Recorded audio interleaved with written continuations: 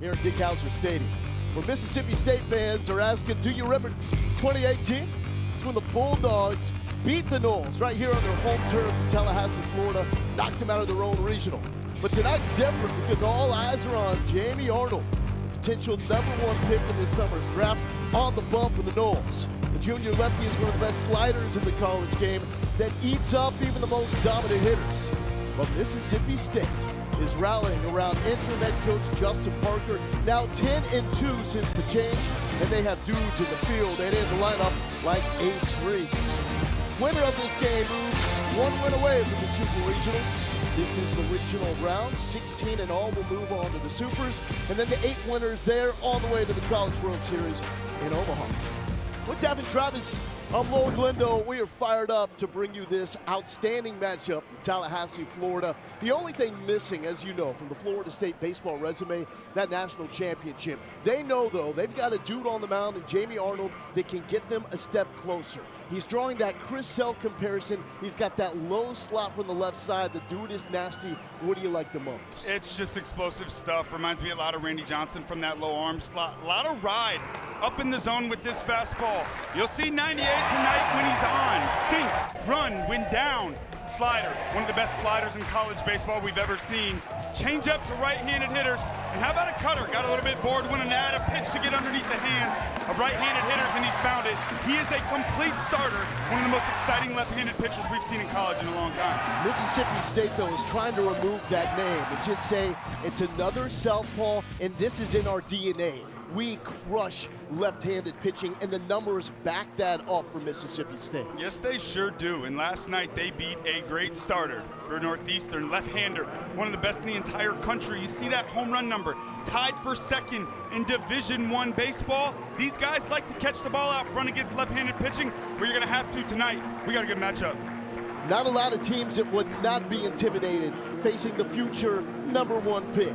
Mississippi State, they ain't blinking, they're unfazed. Arnold on the mound against Pico Khan coming up. Miles Bailey is a man-child. Only a freshman, but dude is hitting his stride at the right time. Bailey has gone deep in 4 straight games. In those 4 games, 5 total home runs. Tread lightly when you're facing the young dog from the left side. A lot of bumps and bruises for freshmen, and Miles Bailey's a guy that just keeps getting better and better. And here we are in the postseason. He's controlling the strike zone when he gets mistakes with that big power. He's not missing now. 3 home runs in all for Florida State, and their opening win against Bethune-Cookman. Max Williams went deep. Chase Williams went deep for the first time as a member of Florida State. Yeah, that's a guy that's going to hit for more power as his career moves forward. He controls the strike zone fantastic. He is electric down in that 7-hole for the Noles. And oh, by the way, Alex Lodis in the 2-hole. That may be a first-round pick as well coming up this summer. For Mississippi State, they roll out their ace. They got Pico Khan also throwing from that left side. Boy, he's swinging his stuff right here. Fastball 90, 93. He'll bump it up into the mid-90s. He likes to ride it to the top. Curveball, slider, loves to go to the slider to the back foot of right-handed hitters, mixing in changeups as well. It's really, really good stuff here from Pico. Check out this atmosphere tonight. It's going to be electric. Mississippi State fans have traveled well. Breaking news, they are loud as well. How about this moment for Lucas Buckner getting the start at shortstop? Sawyer Reeves was a scratch in the middle of the game yesterday when his back tightened up. So big moment here for young Lucas Buckner. Man, I really hope Sawyer is doing all right. He's having a heck of a year, big part of this run. But next man up mentality, it's the postseason. Here we go. 86 and sunny here in Tallahassee. 6-mile-per-hour winds. Perfect night for baseball against 2 dominant historic programs. Gage Harrison leading off for the Noles. And we're looking at strike 1 from Pico Khan. Bulldogs playing the shift. Harrison swinging through it. Yeah, good sign early on. Attack, attack, attack. That's what Pico does when he's at his best. 107 strikeouts for Khan this season. He's the team leader.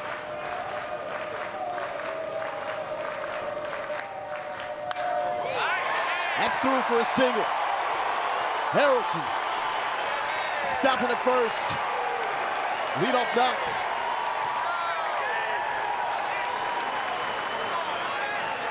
Yeah, two-strike hitting. A lot of lefties throughout this Florida State lineup. And a lot of these lefties have more success against left-handed pitching. Fastball up in the zone there. Got to choke up a bit, give something away. Get the barrel to the baseball. Nose. Leadoff man rolling. That brings up Alex Lodice, semifinalist for the Golden Spikes and the Dick Hauser. 1 of 2 that we will see for Florida State tonight. Jamie Arnold, the other. Foul right side. What makes him a special bat? He just has continued to grow. He's a free swinger, and he's super aggressive, and it's hard to take that aggression away from guys that have a ton of success, but this year he's done a nice job laying off those borderline pitches, flipping the count from pitchers' counts to hitters' counts, taking advantage of mistakes. 0-2, 93 out of the left arm of Pico Khan. We'll hear a lot about Jamie Arnold tonight, but let me tell you, the man on the bump right now, Pico Khan, is a future big leaguer as well. Big-time fastball, ton of confidence in all 4 of his pitches. Harrelson with 13 stolen bases over at first, second most for the Noles. Out. 1-2. That's been the knock on Lodice, his chase rate. For a big-time prospect, that's the one thing scouts want to see drop. The amount of pitches outside the zone that he chases. He's also an uber-aggressive hitter, so wants to balance those 2 aspects. But down swinging.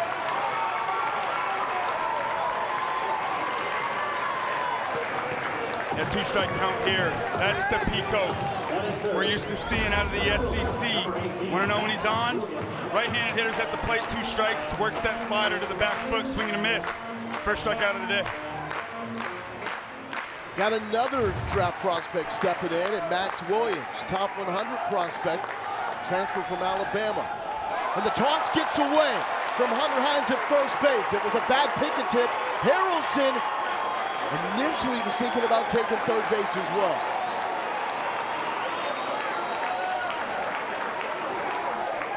That big play early on here. Just a simple pickoff throw that gets away. Just yanked it. And in scoring position, crucial moment early in a ball game. Mississippi State winning 10 out of their last 12. Noles opportunity to make a statement early. Williams chops it back to Kahn. Kahn looks at third, flips high over to first base. Hines collects it. So Harrelson moves up to third with 2 outs for that dude, Miles Baylor.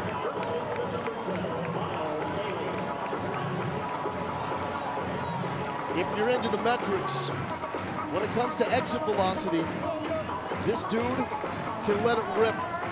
Had a home run against Duke earlier this season with the 5th highest EV all season long at 117.6. The only way to describe that number, it's stupid. Giancarlo Stanton, Shohei Ohtani, about the only guys in that category. See those last 4 games, 5 home runs. And to elevate at 118 is absolutely absurd. Hot shot. Gatlin Sanders is there to make the play, and Pico Khan and company get out of it. Getting through one of the best top 4s in America, setting up the Mississippi State Bats. Florida State gets a leadoff single by Gage Harrelson. He's stranded at third. And that will turn it over to Jamie Arnold that will try to get through this Mississippi State offense that's now clicking, averaging 10 runs per game since they made the switch to the interim head coach, Justin Parker. Noah Sullivan was that dude last night. Yeah, he sure was. Big time home run by Noah. And you think about this club and getting rid of their manager and Justin Parker being elevated to the head coach, there feels like there's a real energy and belief behind this Mississippi State club right now. And you gotta believe against Jamie Arnold. Kyler McDaniel's top prospect for this summer's MLB Draft. I mean, the guy has electric stuff, that slider. That's what I'm excited to see. Yeah, it's plus. It's one of the best sliders college baseball has ever seen from the left-hand side. Oh, by the way, 98 to go with it, up in the zone. Sink went down, change up, and I tell you, that cutter, it's getting better and better.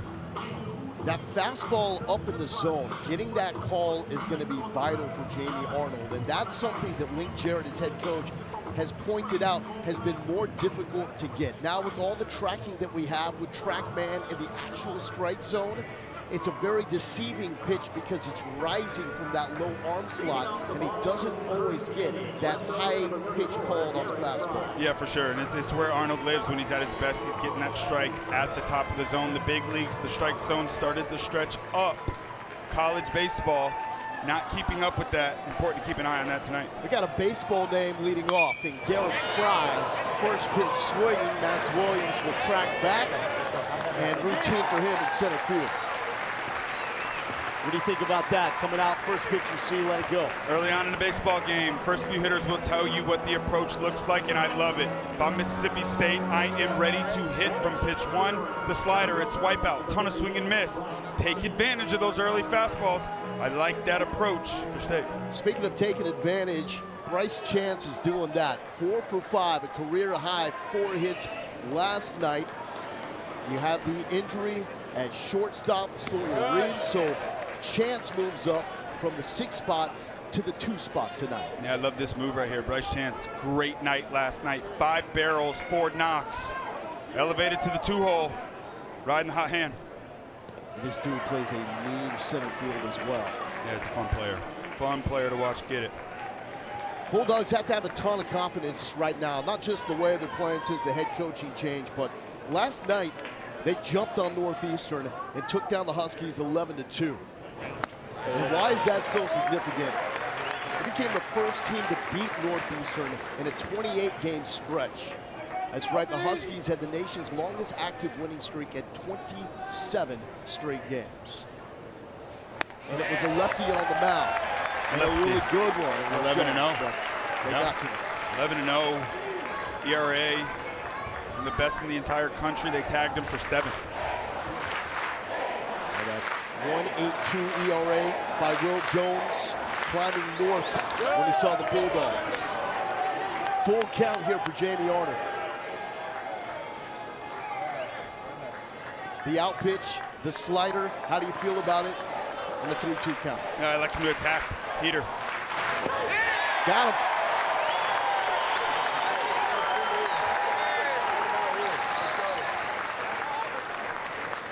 Yeah, that's why I'm up here in the box, not calling pitches as a hitter there. 3-2 count, 98. I'm ready for 98 at all times. Jamie Arnold goes to his best pitch, a slider in the zone down below it. First strikeout of the day. 45% whiff rate on that slider. All the metrics point to Jamie Arnold's slider being one of, if not the best pitch in college baseball. There's just so much lateral movement. It starts behind a left-handed hitter like Ace Reese and can finish all the way on the outer black of the plate. Reese hitting in the 3-hole. First team All-SEC, newcomer of the year as well, his first season since transferring from Houston. He went 0 for 4 last night, ending the 3rd longest active hitting streak in college baseball at 22 straight. And it's 2-1. So when you get the scouting report, you see all the metrics, watch the film on the slider. As a hitter, how do you game plan for that? Man, I mean, it's a nightmare for left-handed hitters. You got to look for the slider to start at you. I think when facing Jamie Arnold, man, you got to hunt the heater. If you're hunting a lane, you're looking for the ball to start close to you just to give you the best chance. When that slider starts to bite off that fastball, you can hang on. 2-2 to Ace Reese. Goodbye.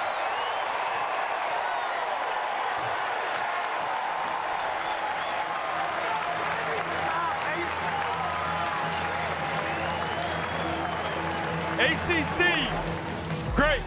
SEC, great. We got great on great tonight. Let's play some ball.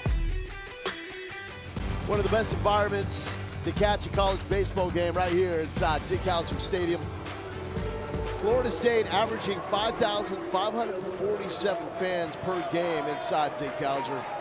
9th best in D1 and the best attendance per game outside of the SEC. You know this park well, you played here. What makes it so special? Just great fans, great environment, great energy all the time. They love their team. It's always a packed house here in Hauser. Cal Fisher leading off. Pico Khan, filthy to start this game.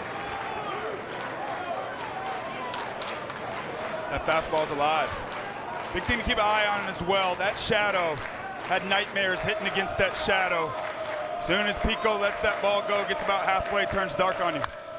Hit well to the gap, carrying a flip from Fisher. Off the bottom of the fence and over, ground rule double.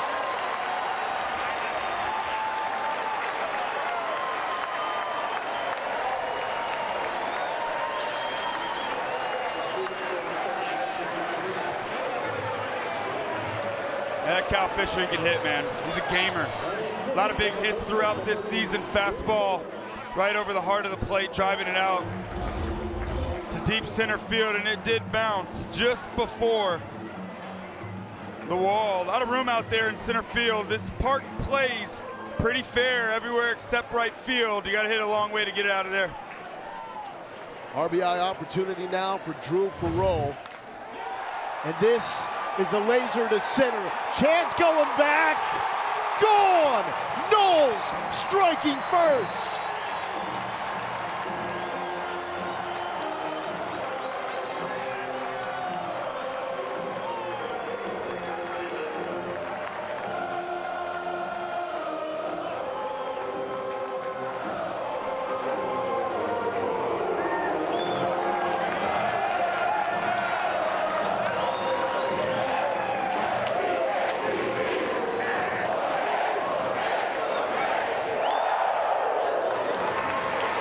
The 4th home run of these regionals are the Florida State Seminoles.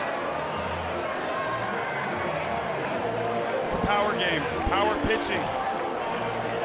Slug, power at the plate. You got to have it. It's hard to string multiple hits together in a row and score runs. Against pitching in today's game, you got to hit homers. Florida State does again.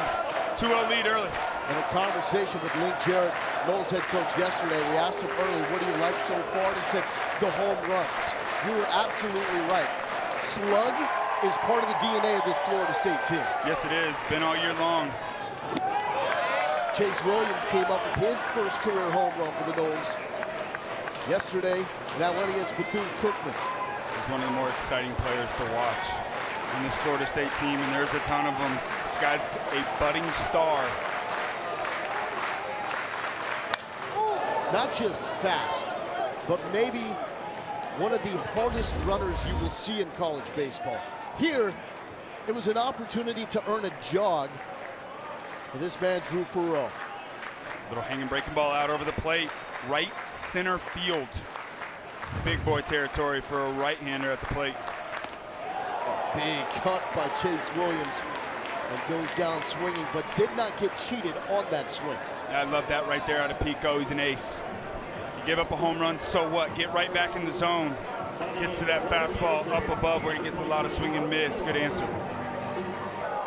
He's going to bring up Brody DeLamiere.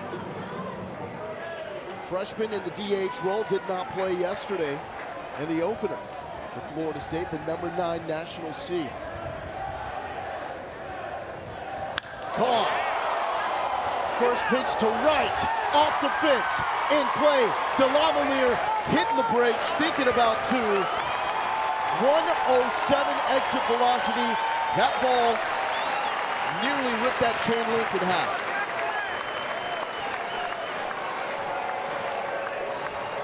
Boy, that's a rocket. You see the approach from these right-handed hitters. Drew Farrow, right center. DeLamiere off the right field wall, jumping on a first pitch. Right over the heart of the plate, and a heck of a job out in right field by Highfield, holding him to first base. Give me some perspective.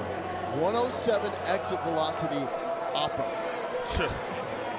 Man, that's a man hitting that ball. So if you're not familiar with Dick Hauser, in right field, you have to clear the chain link for it to be a home run. And it is an incredibly short porch out there to right.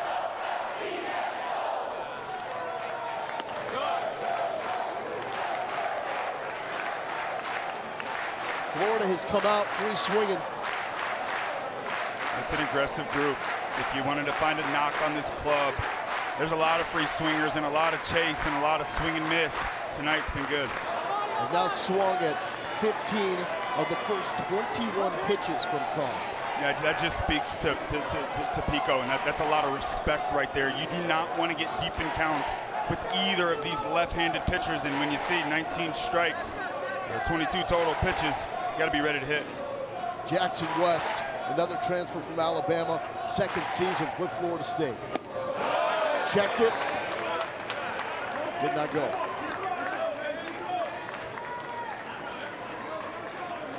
Was an all-tournament team member at the College World Series last year.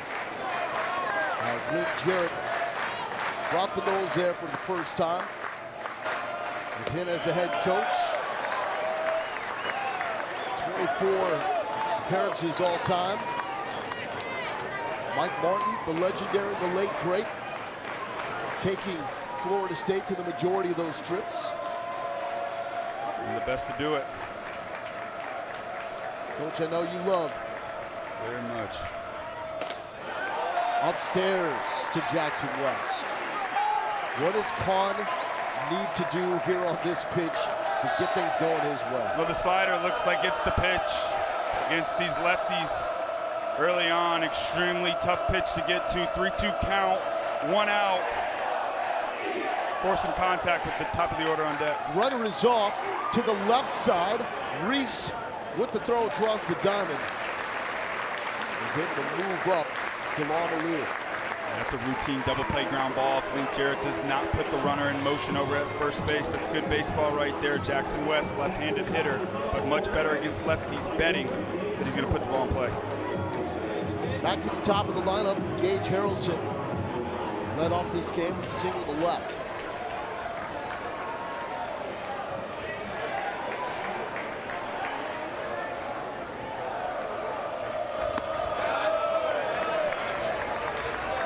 Did not go, ball 1.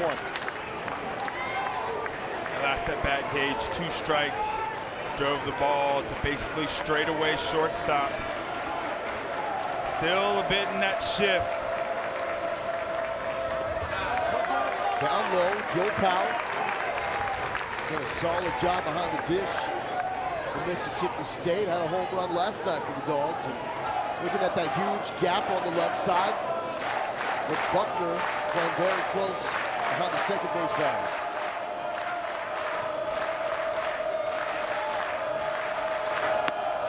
Swing and a miss, 2-1. And after you see that shift, oftentimes you do pitch to shifts. They're in the same spots that they were the last at bat. Breaking balls oftentimes are pulled left on left, so they're going to trust that positioning once again. Buckner is really working the Lamalier, trying to keep him close. And there for a strike, and it's 2-2.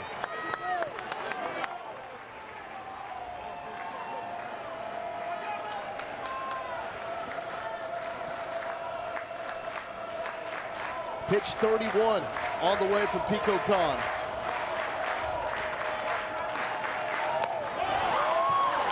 And strikeout number 3 from Pico Kahn. But Florida State gets on the board off the bat of Drew Farrow. This one left in a giddy up. He's the guy that stepped up in the postseason in both of his years. Don in a Florida State uniform, slider out over the plate. Slug. That's what the Noles do. 2-0.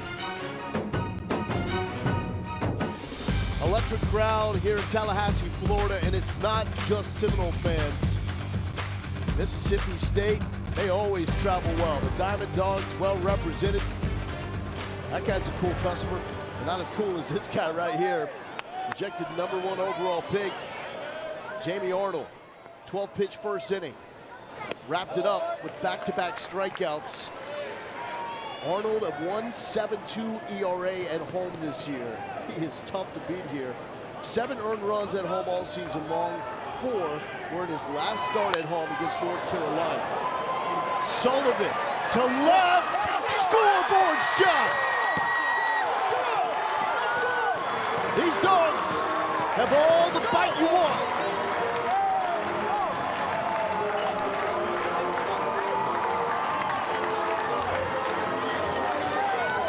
Second home run of the Tallahassee Regional for Noah Sullivan.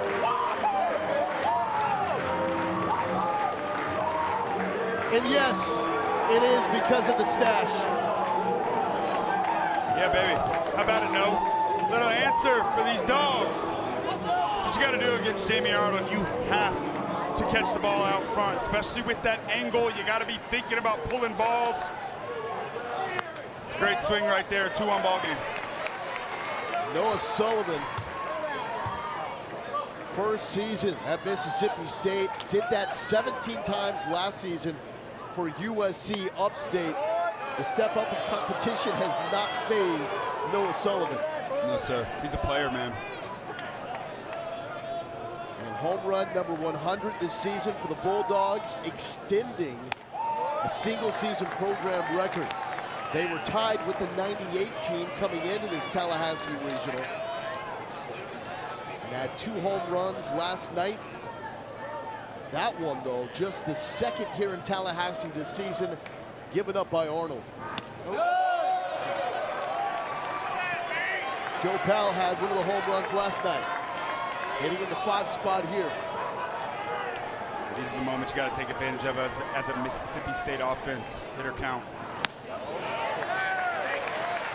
Able to paint there, and it's 3-2. That's what makes Jamie Arnold Jamie Arnold. 3-1 count, you're hunting the heater, backdoor breaking ball, lands it.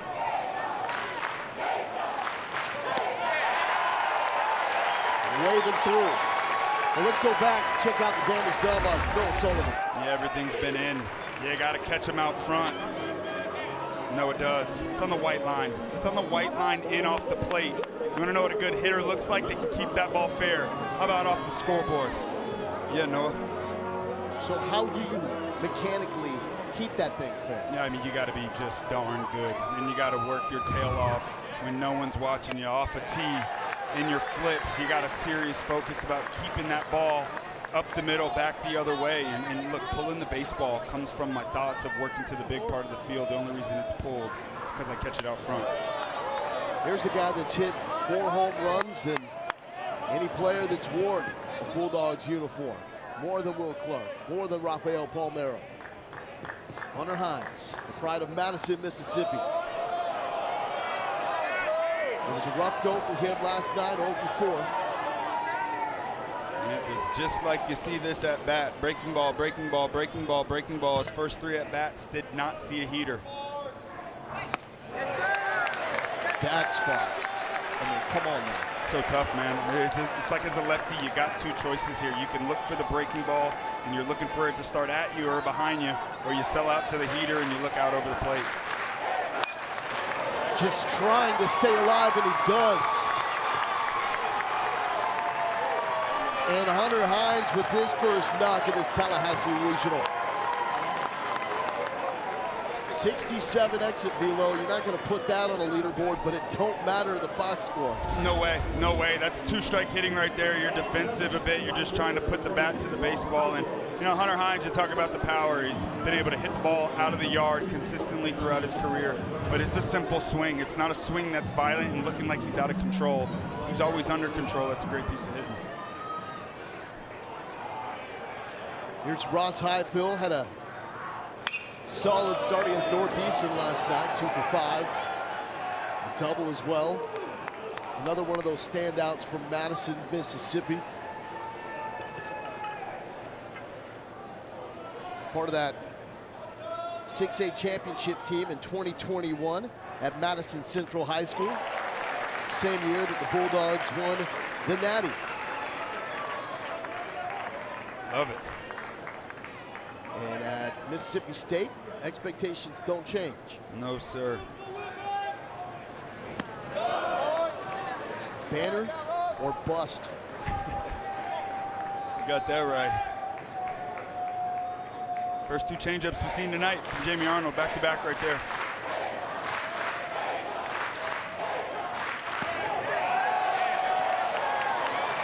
And Highfield is down on strikes, number 3. Check that 4 for Jamie Arnold. Yeah, and first one looking right there. Back foot sliders, change-ups away. So you hunt the lane out over the plate. He starts that ball about 3-4 feet off the plate, catches the inner half, and Jackson West behind the plate just knocks it down. Arnold, first strikeout looking. Lucas Buckner stands in, 1 for 3. Injured mid-game last night when Sawyer Reeves back locked up. Freshman came through with a hit, went 1 for 3. Slapped to third base. Cal Fisher with a rocket to Miles Bailey. But the response by Mississippi State. Noah Sullivan can brag, I'm only the second dude to do this to Jamie Arnold in Tallahassee this year. Yeah, we talk about Florida State's power. Mississippi State, 100 home runs on the year. The NCAA Regionals coverage for all 16 sites continues tomorrow on ESPN Plus and the ESPN app. For more information, visit ncaa.com, the home for all 90 NCAA championships. With Devin Travis, I'm Mo Galindo. Welcome back to Dick Hauser Stadium. Shadows in play. We'll get into that. See how comfortable Alex Lodis is in this situation.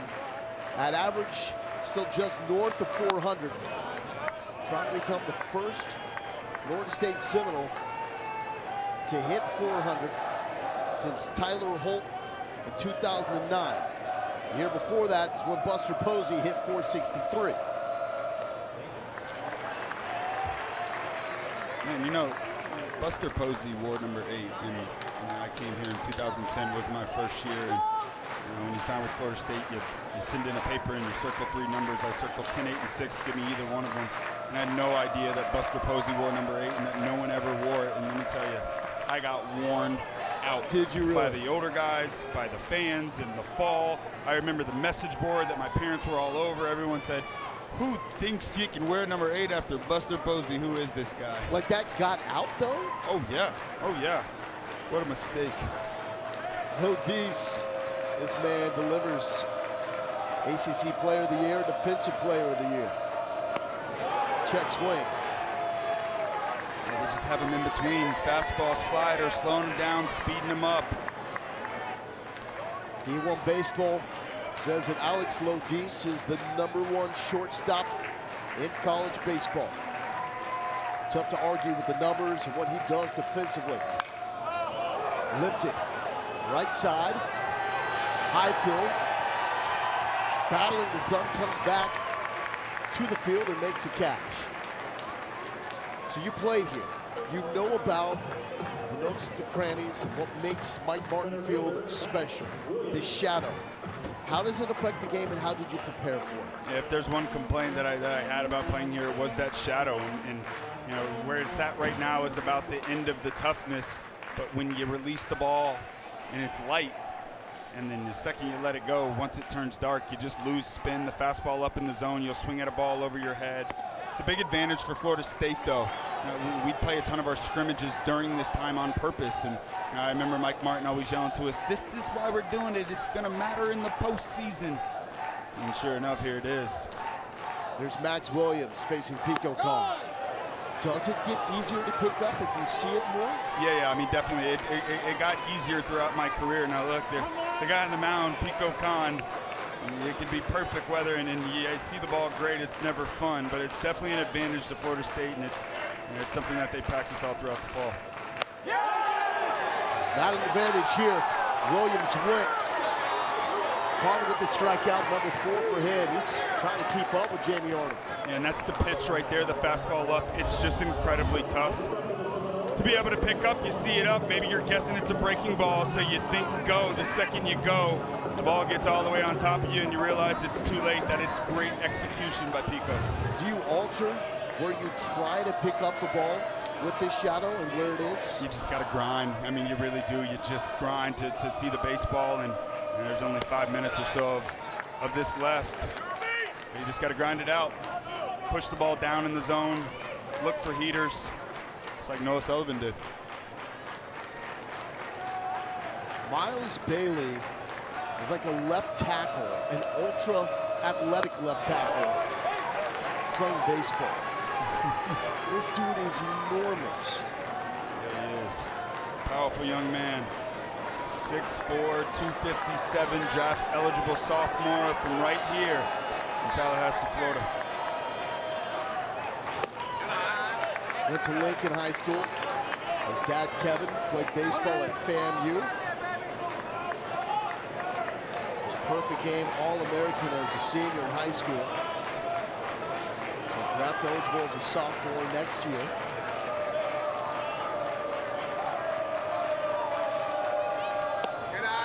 Won't chase that from Carl. 3-1.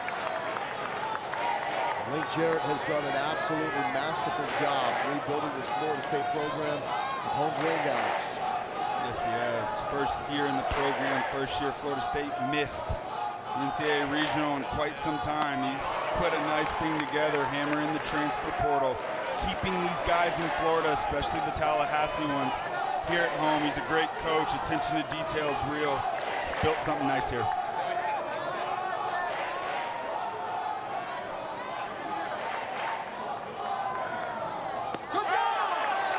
Doesn't get the call. So a 2-out walk to Miles Bailey. And that's the growth right there. You know, you think about the home runs, obviously those are coming, but that's a product of laying off those tough marginal pitches. 3-2 count right there, they go to the slider, he does.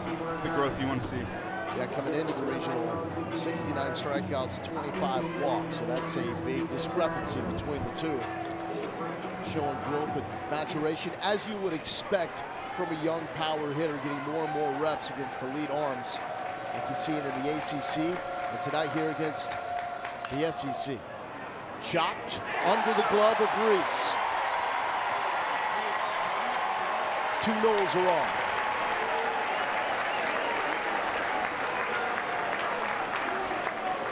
Ace Reese, incredible ball player right there. Loved the decision to go and attack that ball, but could be out of the inning. Extra pitches tacked on to Pico's arm. He just gets the short hop and gets caught in between a little bit. Sneaks underneath his glove. Florida State looking to capitalize. Drew Farreau last at bat. Big 2-run home run. Yeah, went big fly to the right side. Fisher reaches on the E5.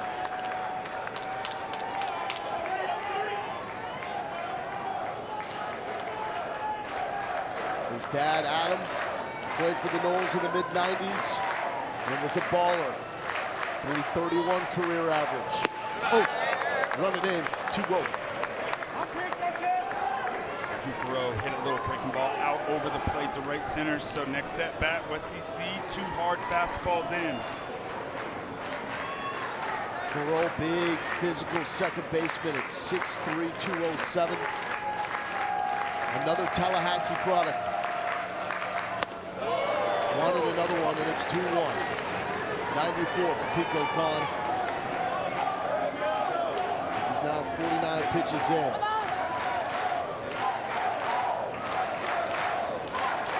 Farreau hit his 15th home run in his last at bat. 4th FSU player reached that mark.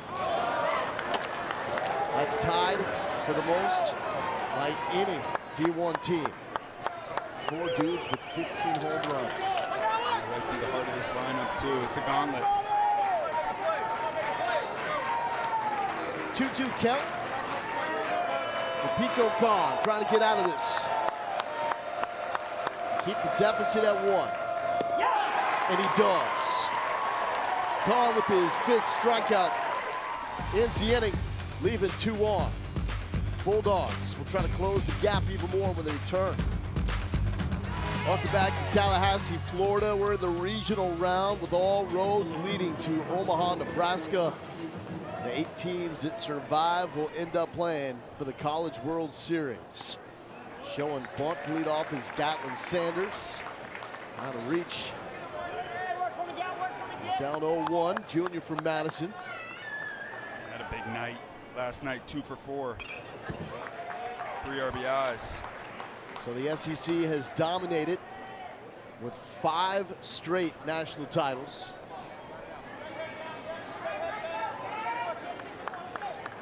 last non-SEC team to win it all was Oregon State. Back when the Pac-12 was the thing. Sanders is down on strikes. So we start off with 64 teams, 16 different regionals with 4 teams each. The way it stands right here in Tallahassee, Northeastern eliminated Bethune-Cookman earlier today, 4-3. The loser of this game will face Northeastern tomorrow in another elimination game. The winner of this matchup moves 1 win away from advancing to the Super Regional. This regional will match up with the winner in the Corvallis Regional.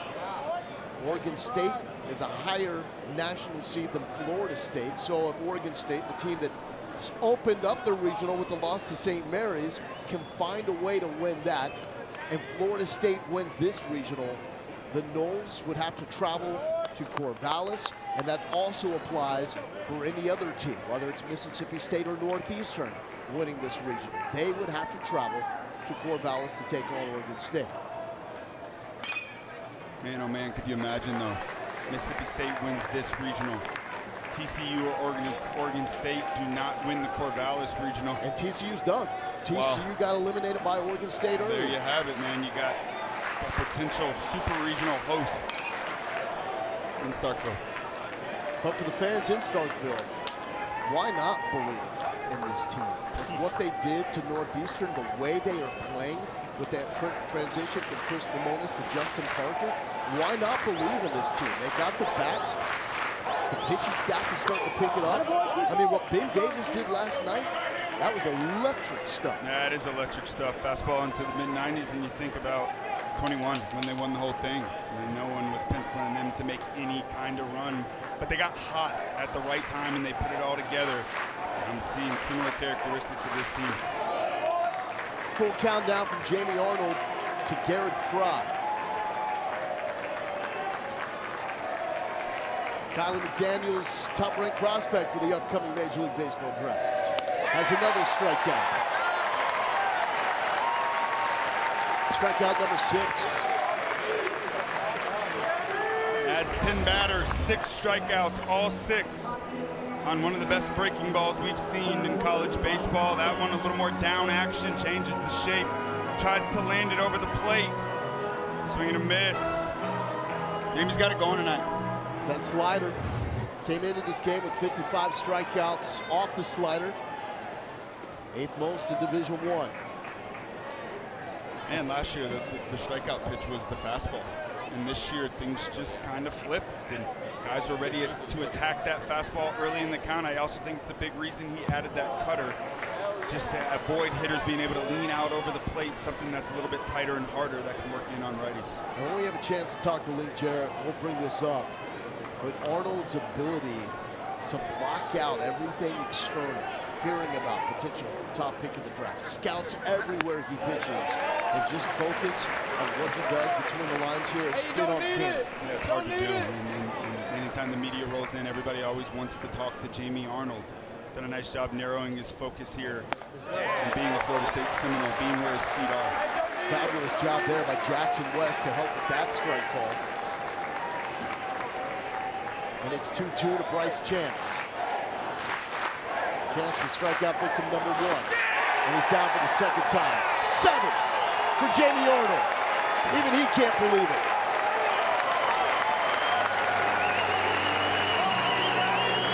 He pitches like he is on fire. 6 strikeouts with the slider. Now add 1 with the cutter.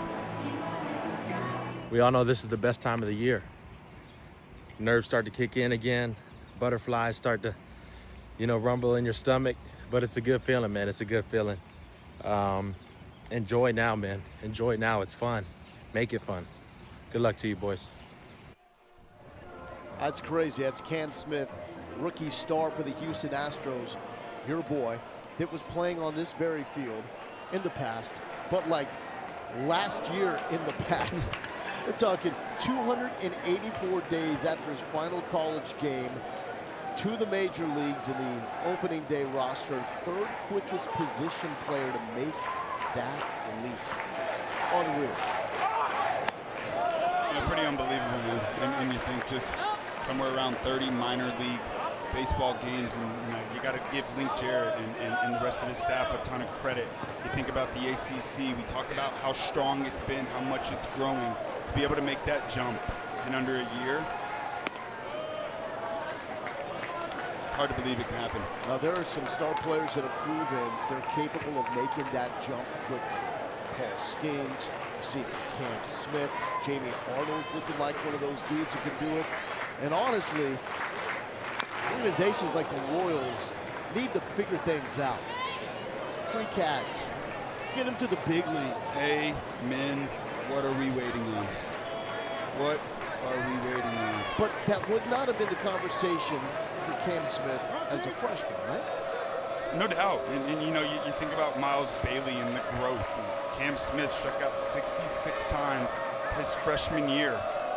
And he cut that number down by 18 his draft eligible sophomore year. So when you look at Miles Bailey, and as a Florida State fan, you want to get excited about what could be. Cam Smith, I think, is an easy guy to circle. Meanwhile, Pico Khan has stepped on this bump with all the attention on Jamie Arnold, him being the entire focus of this game. And he is dealing, man. I know he's opening up your eyes. You're seeing a guy that could be a future big leaguer here as well. Yeah, he's a big leaguer. There's no question about it. There's just a look to the guys that have it. And I don't really know how to explain the look other than their presence. You've seen it, man. Their presence means something, you know, and Pico's got it. Full count here to Chase Williams. And one of the most electric runners in college baseball is on to lead off the top of the fourth. And back-to-back shots to the outer edge. Yeah, it's a good call, man. That ball's on the white line. It's a good take. Chase Williams, the top base stealer, 14 of 16 coming into the regional. Link Jarrett says he's the fastest player I've ever coached, and no one is even in the conversation. It's not just fast, he runs hard. And there he goes, trying to take second, and has it. Joe Powell could have handled the pitch from Khan. Even if he fields it cleanly, I don't know. With that jump, you got a chance. That's just savvy right there. Long at bat, walks him, gets to first base. You know, Pico's trying to get back in the strike zone, so what's he do? He takes off first move. Got no chance when he does that. Delamolier will try to bring him around. He wants third. Williams to third. Got it. Electricity in the legs of Chase Williams.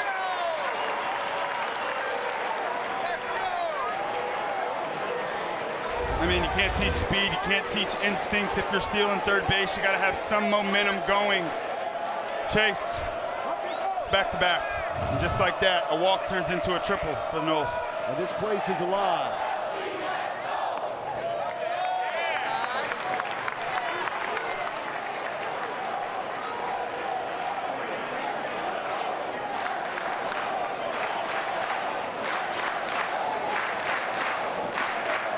Count here. Lefty on deck.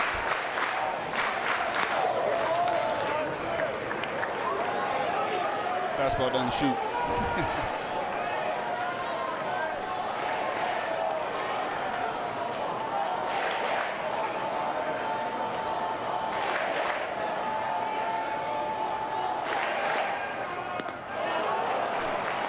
And it's 3-2. Nasty changeup. Say what you get 3-1, oftentimes you get 3-2.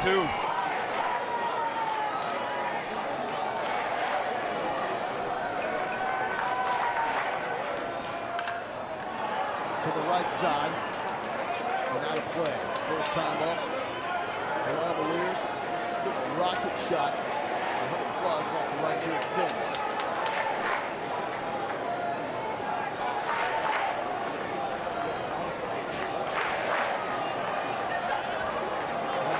Teammate with Alex Lourdes. Got a piece of it. Otherwise, Williams is scoring.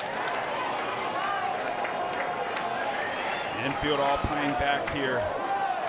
Any ground ball. Scores a run. Pico going for the strikeout. do you think about out infield back in this situation? I agree. Early on in the ball game. Even with a guy like Arnold on the mound? Yeah, you know, you bring up a great point there. You're betting on Pico to get the big strikeout. You just don't want a blooper over their head to score any runs. And, you know, this Mississippi State club, they got a good thing going on right now at the plate. It's a club that believes. They believe they can score. It doesn't matter who's on the mound. Lefties, they like them. And now it appears Mississippi State will bring the infield in and try to cut that runner down. Instead, it is to welcome out the interim head coach and the pitching coach, Justin Parker.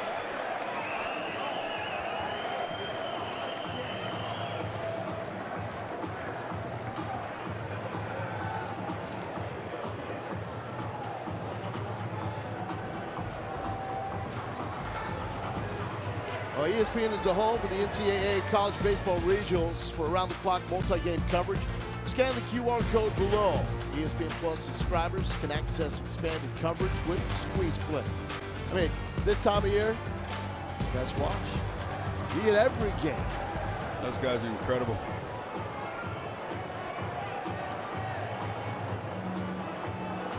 Well, Mississippi State fans had a priceless reaction last night. Late in the game against Northeastern, they busted out in between plays and pitches, and it was an applause after finding out that Ole Miss had lost their regional opener, hosting at home in Oxford. They were fired up. West shows bunt. Infield is in. Looks like they just have the corners. Just the corners in here. They're playing for a double play in the middle. Jackson West having a lot more success this year against left-handed pitching. Situation like this, you're trying to minimize the bleeding. You'll take a double play ball for a run score. And that's not a normal runner over there on third base. I would imagine that is going to speed you up a little bit more, knowing it's Chase Williams. And this is a situation too, if it's a shot that's hit to the third baseman, first baseman, and Chase Williams takes off, to your point, 2-1 ball game, Jamie Arnold on the mound, they're not going to just try to turn a double play. Runner to second. That's Tallahassee in safely. A high pitch from Kong. And now here's where it gets tricky. No outs. Left on left matchup. Leadoff man on deck. Got Jamie Arnold on the mound. This tells you a lot what Coach Justin Parker's thinking. If he keeps his infield back here, he is betting on his offense that they can make a run back in this ballgame. Third stolen base this inning. Jackson West inside. And it's 3-1. So Mississippi State goes to the shift.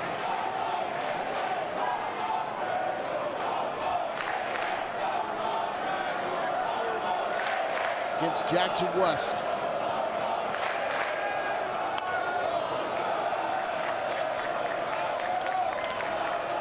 Pico once again, 3-1 count.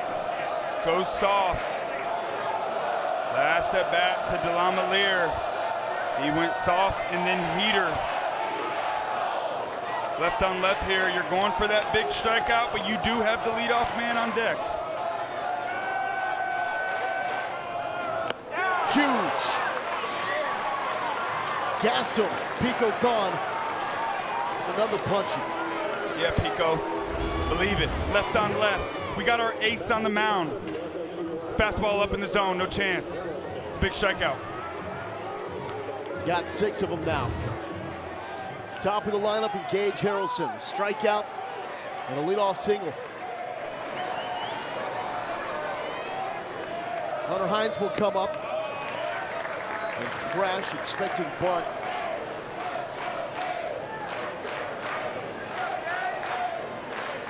And signaling to the dugout for a signal, as that was late movement on the right side of the infield. Vacancy to center. Williams easily scores.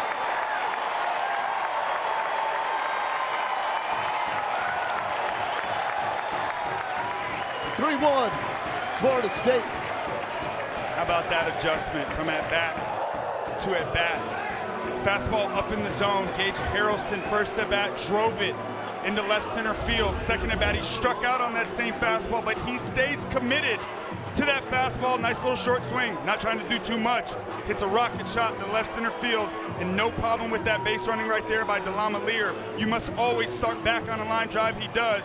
First and third, one out. Knowles take a 2-run lead. Hey, go back to that leadoff walk issue to Chase Williams. With his speed, he takes second, he takes third. That allows Harrelson to drive him home.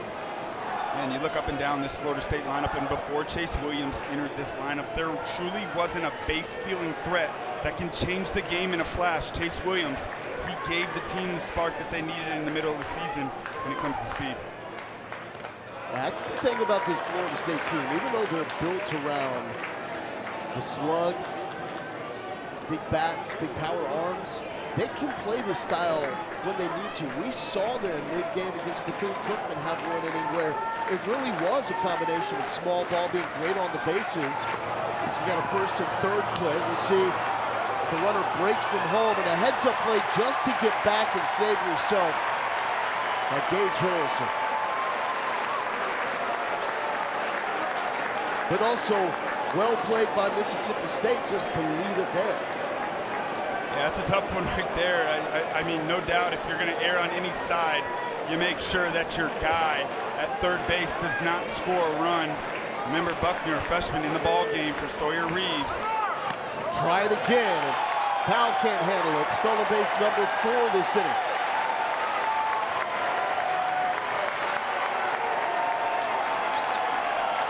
Crowd becoming a factor. And they're coming alive. Infield still back here. A little shocking.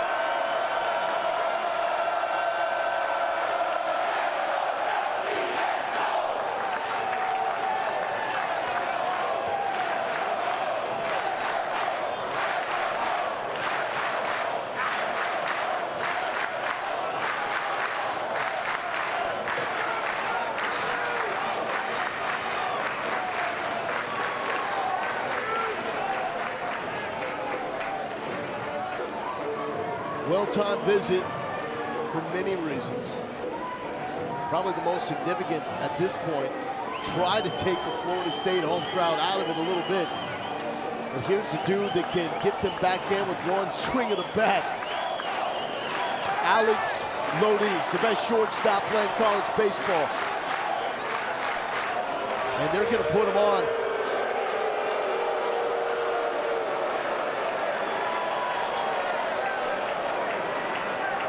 Some respect right there. Also set up an opportunity for a double play to get out of it.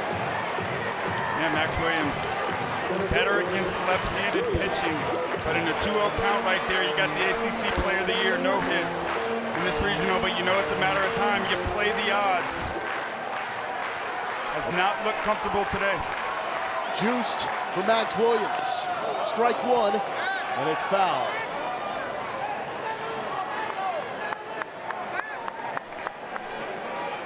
Max Williams, a Florida native, started his career at Alabama. Happy to have him here in Tallahassee. Second team ACC selection this year. And he's down 0-2.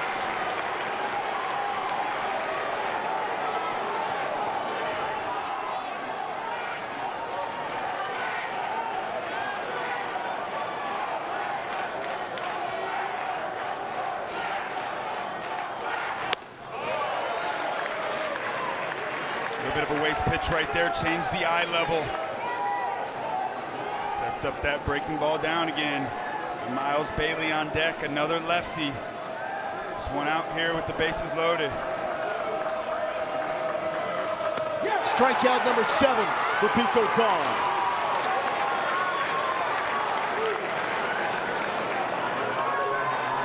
He's a dude.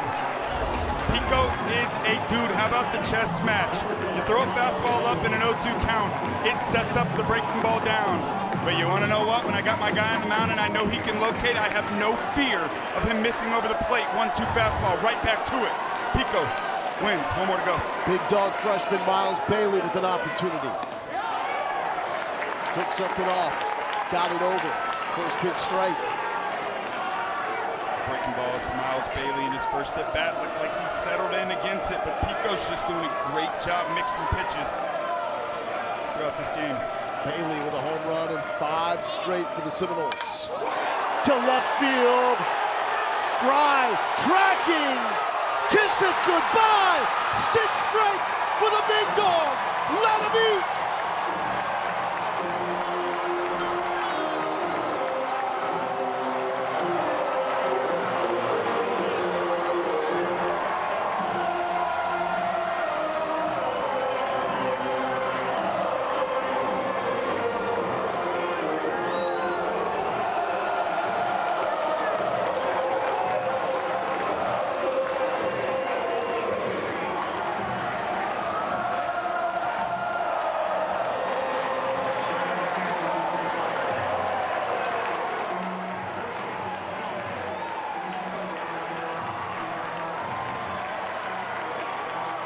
Five straight games with a home run, 6 total in that stretch in his first Grand Slam.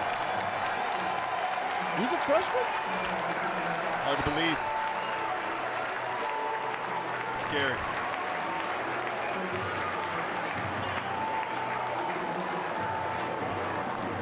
That chases Pico Khan from the game. That is grown man strength. Oppo pop. He knew it. Miles Bailey, a freshman that gets better and better and better. And I think he's close to being at his best at the right time of the year. How about a grand slam for the young freshman in his first postseason in college baseball? Well, Galindo here with Devin Travis. Go back to that intentional walk, which essentially said, give us the freshman and Miles Bailey. They regret that decision. It's a sweet swing, too. Yeah, it's simple. It's simple. Just left up in the zone, and the second he hit it, he knew it.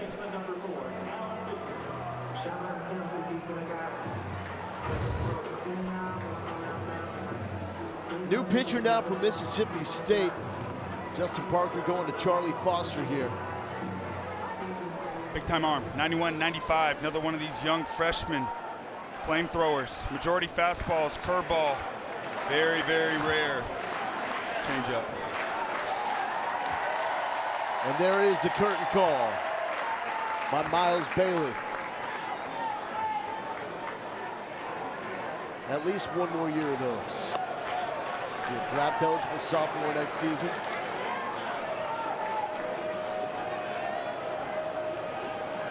And I'm sure that raw power is going to be very appealing to Major League teams.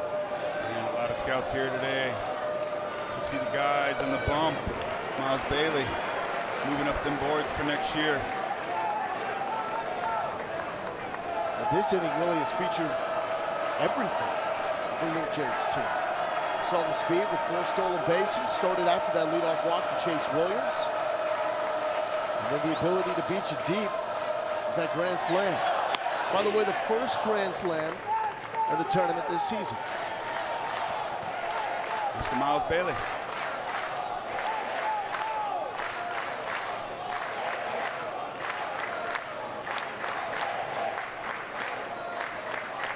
Fisher reached on an error at third his last time up. And we got a full count.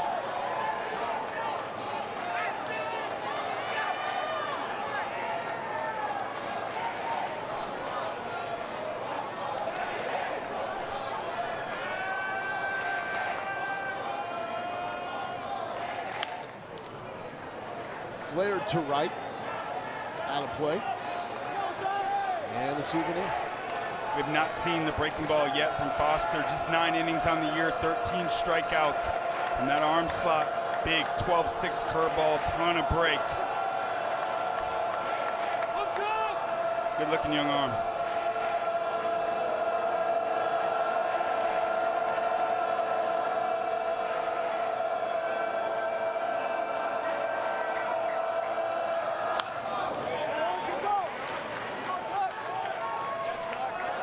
Talked so much about Mississippi State's ability to hit left-handed pitching. Florida State said, hold my Gatorade.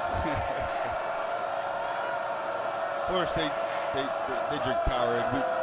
True. No Gatorade in town. Forgot about where that that other campus that tasty beverage originated on. To left, will it stay fair? Got a Carlton fish this one. Foul. Seminoles 13-0 this season when opponents start a lefty. Only team in D1 baseball without a loss. This ball was touched. Little lean. Not quite enough. Not enough lean for you, baby. Let's try it again. Pitch number 9 from Charlie Foster. Back to us. Make a play, Devin. We got a great battle going on right here, though. Young freshman coming in, falls behind 3-0. Attack. Almost. The net was in my way, but I promise ready to make a play. I don't miss balls in the air. I'll tell you that. Now on the ground, I'm suspect, not in the air.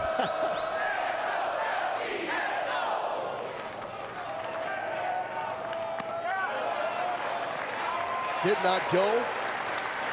And a 2-out walk from Foster to Fisher. Fantastic at bat right there. Extending the inning.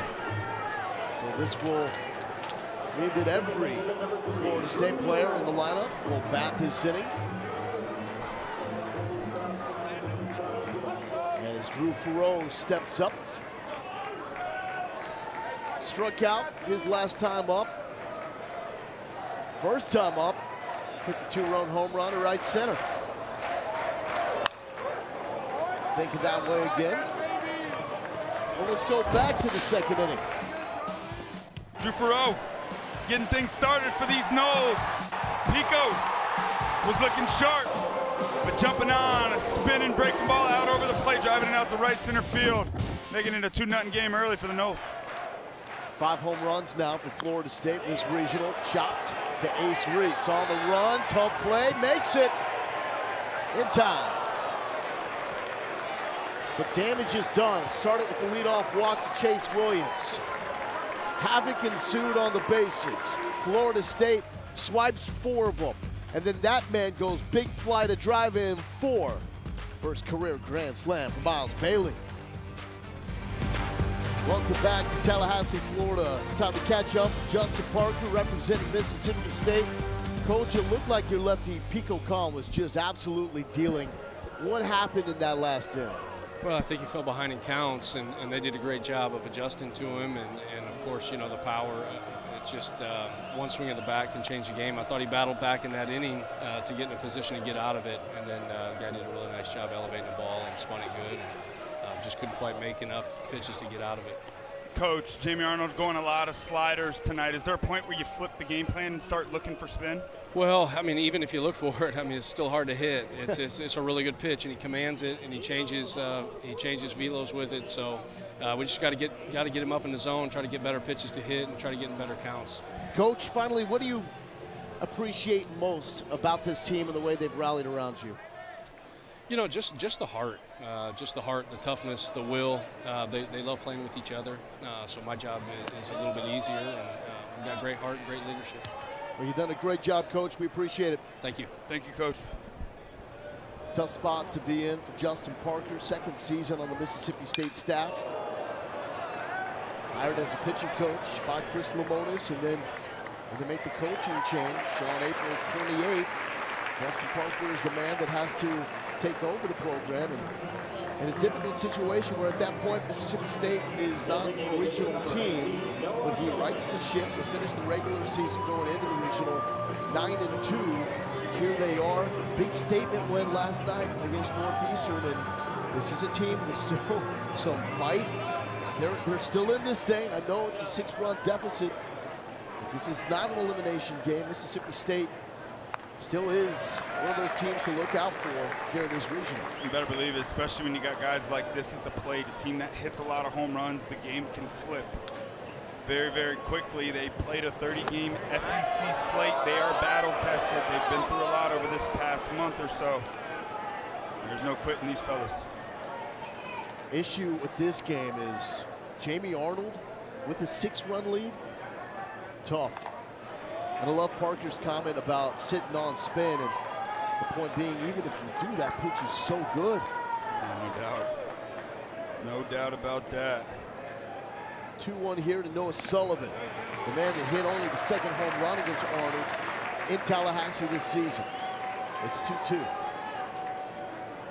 A lot of pitches in early on in this ball game, and Noah Sullivan took a cutter in deep. Modis at shortstop, in with him.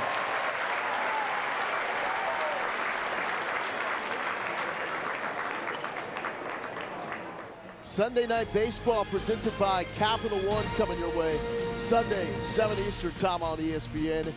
Yankees and Dodgers. I mean, you know what that matchup is all about. We love hitting, so who are we watching there? Little World Series from last year, a little rerun. It happened again. The Yankees are on fire, man. Aaron Judge, what he is doing right now is unbelievable. That Shohei guy is solid. Baseball's easy to some people. Yeah, those two guys, I don't get it. I mean, you basically have a top-tier starter on the mound in Shohei when he can work his way back, and one of the best bats in baseball, all in one. Ridiculous. And those are two large, athletic human beings right there. Oh, they're huge. Yeah, I played against them both, and somehow they just keep getting better 10 years later.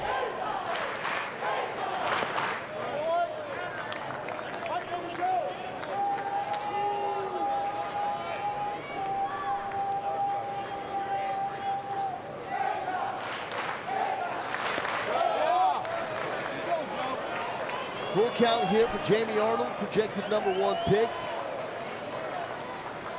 Against Joe Powell, transfer from Cincinnati. Down in the zone, and that is a 2-out walk. It's a fantastic at-bat right there, and we're not getting too far ahead of ourselves. Jamie Arnold, 6-run lead. It's a tough comeback, but that's how it starts, #1. And then #2, you think about yesterday, Florida State, Joey Vellini threw just 3 innings. They went through 3 bullpen arms yesterday. Jamie Arnold sitting at 60 pitches here in the 4th inning. The more pitches you can tax on his arm, you think about having to play that game again, getting into Florida State's bullpen. That's the route to getting back against these guys. Hines to right field. Just look at this one and extend the record, why don't you? The man that's hit more bombs than anybody in Mississippi State history does it again. How about number 70 for Hunter Hines?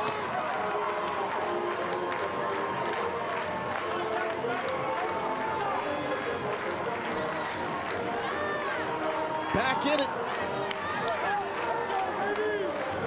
As these dogs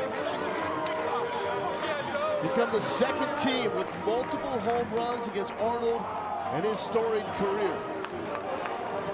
Number 70. Wow, what a collegiate career. How about Joe Powell's at bat, though? In setting that up right there and extending the inning. 3-2 count, laying off that tough pitch down. Hunter Hines comes up. Ton of breaking balls throughout this regional. Seen very little heaters. Got to be real careful when you throw the same pitch to the guy too many times in a row. Hunter Hines make you pay.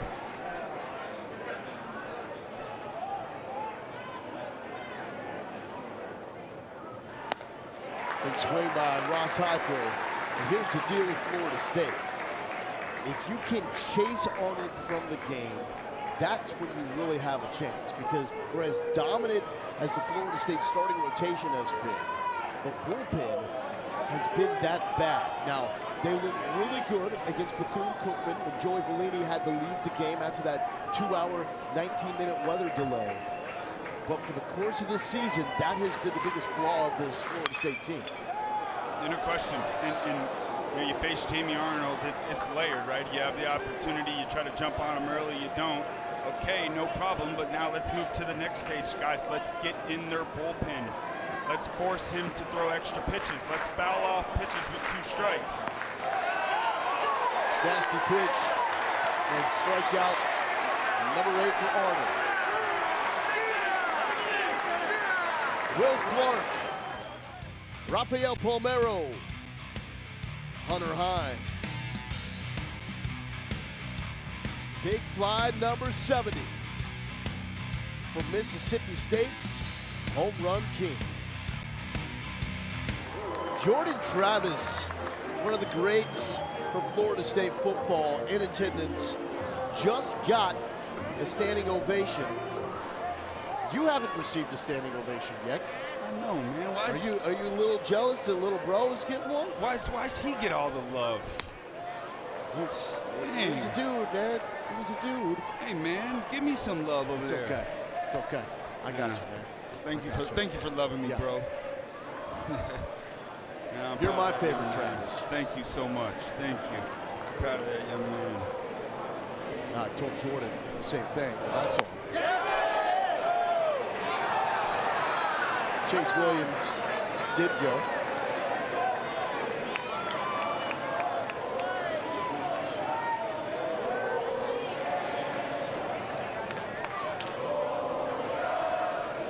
That's right.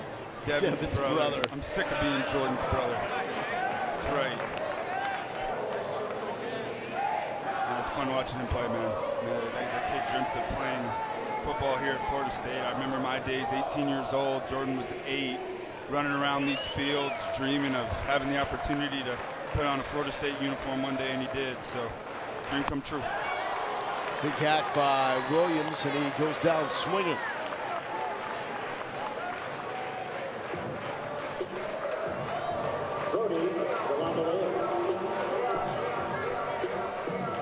That's a good start right there from the freshman.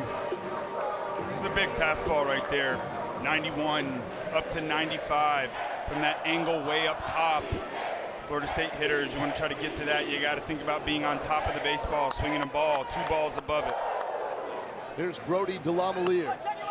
First pitch strike, Charlie Foster getting ahead. 7-3 lead here for Florida State. 5 spot, their last time up. The grand slam by Miles Bailey, putting Link Jarrett's squad in a fantastic spot. Huge bounce back though, just half a frame to go with Hunter Hines and that 2-run home run. Feel a lot better about a 4-run deficit in this situation. That's a big answer from Mississippi State right there. Grabbing a little bit of momentum. Loser of this game will face Northeastern tomorrow in another elimination game. Awesome matchup with Bethune-Cookman and Northeastern earlier today, with the Huskies holding off Bethune-Cookman to win by a run and give Mike Glavin his first win in a regional as head coach of his alma mater. When you think about them sitting in that game, if there's a team in this regional that's able to make it out of the losers bracket, it's Northeastern. Ton of pitching depth guys, they run them. All their numbers look the same. 7 guys with whips under 1. It's just ridiculous. That's ridiculous. I don't care who you're playing against. Baseball's hard, always. It was Northeastern's first tournament win since 1973.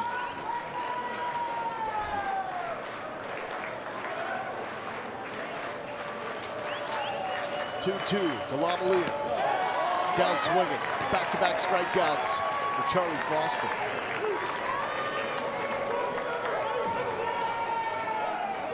Gonna hear from the head Knoll, Link Jarrett, coming up in just a bit. I'm sure he's gonna be excited about the home runs he's seen. Oh, yeah. Talking hitting with him was a ton of fun earlier this week. Yeah, there's definitely a plan. It's detailed and executed to perfection. And he treats every hitter as individuals. There's no one cookie-cutter way to hit at this Florida State program. It's basically getting to understand your swing and your movement, what you do naturally, and then trying to build off that, while at the same time addressing some movements that may be suboptimal that could catch up to you. but it's a beautiful blend of new school and old school, using all the tech and all the data, but also simple constraint-based drills like ground ball to second base if you're a right-handed hitter to work on staying through a ball. Yeah, it's so true, so true. Hitting, hardest thing to do in the world, and I love that he says, hey, we look at their natural ability, and look, analytics, they're amazing, and all the technology, it is absolutely incredible. What a gift for these guys to be able to use, but it doesn't tell the whole story. It can give you ideas and thoughts into maybe what you're doing, but at the end of the day, the guys that played this game and that are teaching it, their eyes are what do the coaching. West staying alive.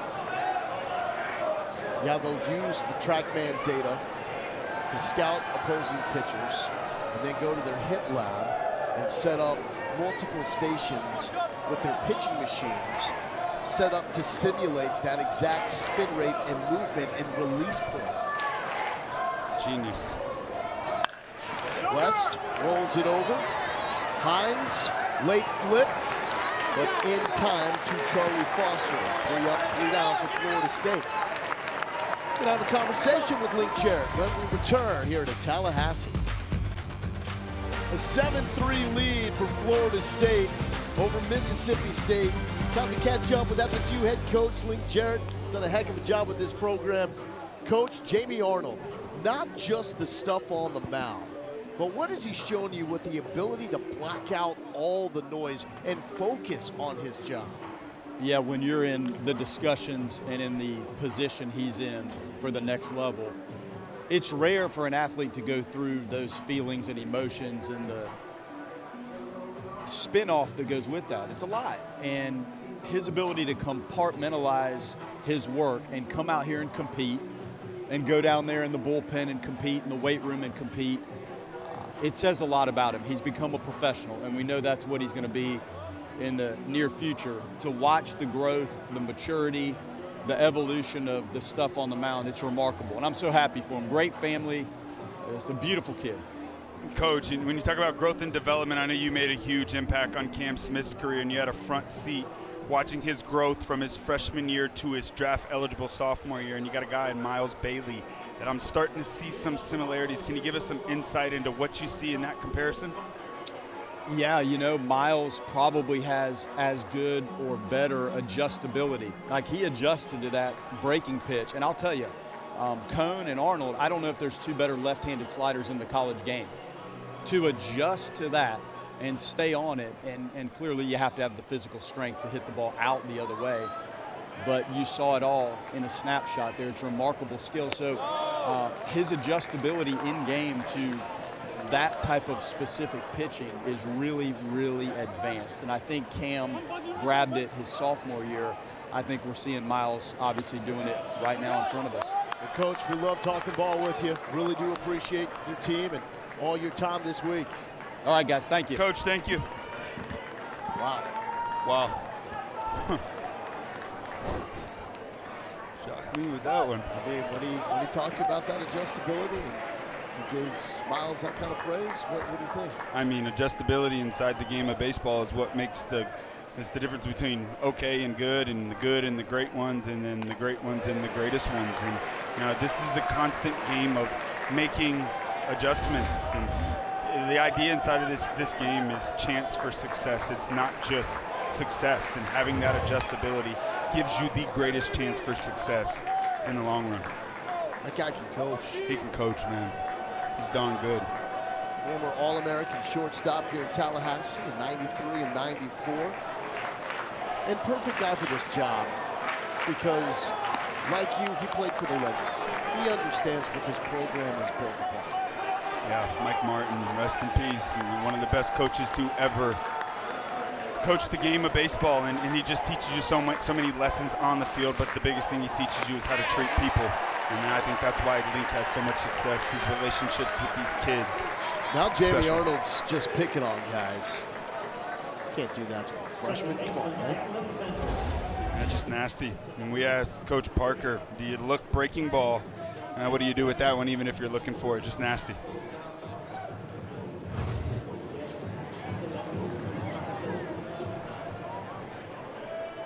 Number 10 all time, Florida State history in strikeouts. Man, just running up those numbers. He's going to try to become the first pitcher from Florida State drafted in the top 10 since Jonathan Johnson in 1995. You hear that stat? Is that a little shocking to you? Yeah, it's crazy. A lot of good ones running through this program, but there's only one guy every year that can go 1-1. A lot of great collegiate programs across the country. Man, it's 30 years ago. Sanders struck out his first time out. Arnold doesn't get the call there. Also high praise for Lynn Jarrett on Pico Khan's slider. Staying through that. Bailey, the flip. Arnold covering some ground. There we go. Kyler McDaniel is our draft guru. Does a fantastic job coming into the postseason. These are his top prospects from the college level. Lefty pitching heavy with Arnold, Doyle, and Anderson, but on top of the list is Jamie Arnold. Also SEC, ACC heavy there. Garrett Fry. Cal Fisher makes the play. That dude's locked in. Inside Dick Howser Stadium. 7-2 lead for Florida State. 7-3, check that, over the Diamond Dogs from Starkville. Top of the lineup for the Noles, Gage Harrelson. 1 strikeout, 2 knocks. Charlie Foster doing a nice job coming in this ball game, retired the last 4 Seminole hitters. Inside 2-0.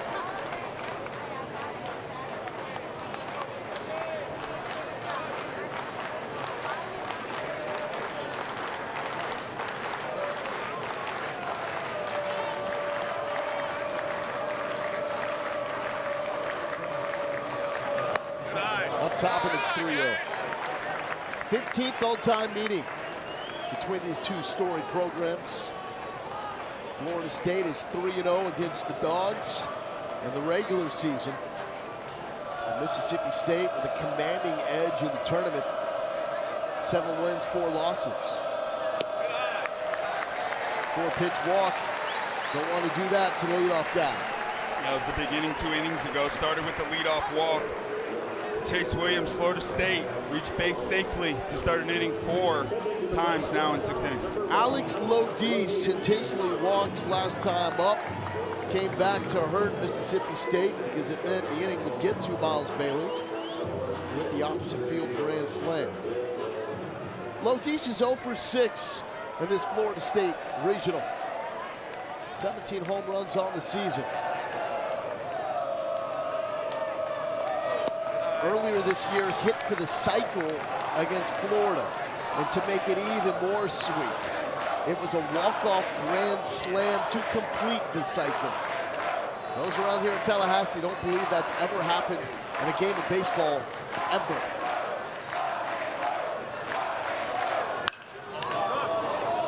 And Lodis is that guy for Florida State.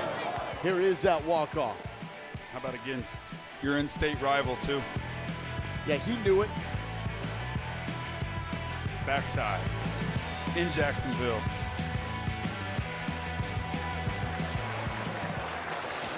His cousin over there at Georgia Tech. Also one of the best shortstops in the game. Big miss, and it's 1-2. Yeah, they really have Alex in between right now. To me, it looks like he's just starting a tick too late. Looks like he's trying to guess the speed of the pitch. When he's at his best, he's thinking right center. He's all over the fastball. He adjusts from there. His mindset, he told us, do damage. See what he can do with 2 Ks. First, a big move.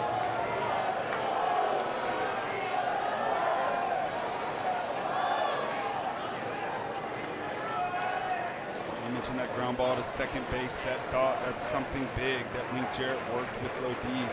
Has a bit of loft in his swing, wanted to get him more direct, feeling like he's staying on top of the baseball. It's a good thought right now. Felt like Lodiz was filleting balls to the right side and they were flaring, not getting backspin and really running. They noticed there was a little bit of a loop in his swing, and so tried to address that with the drill that you were talking about. Not that he wants to hit a ground ball to second base, but the thought that when it becomes live, against a dude throwing in the 90s instead of a ground ball, it's a line drive to right field. And the numbers have backed it up, that approach has worked for him. He's getting more oppo hits this season, hit hard. Without question, your thoughts, your approach, what you're looking for, your plan of attack increases your chance for success. Lodiz is proof.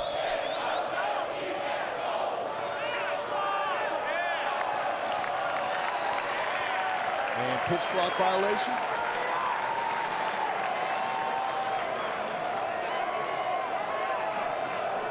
So that will be a ball added to the count. So it's now 3-2 as Charlie Foster took too long. Likely starting the runner here. You're not trying to steal the base. You make sure he goes home. Try to stay out of the double play. Harrelson is off and certainly garnering Charlie Foster's attention.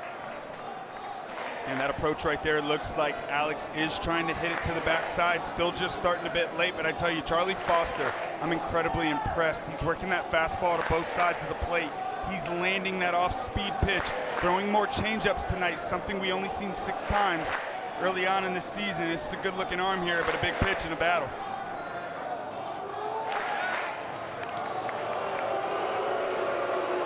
Tallahassee ear fouls. Do you know that guy, the chef? Never met him. I'm sure he knows you.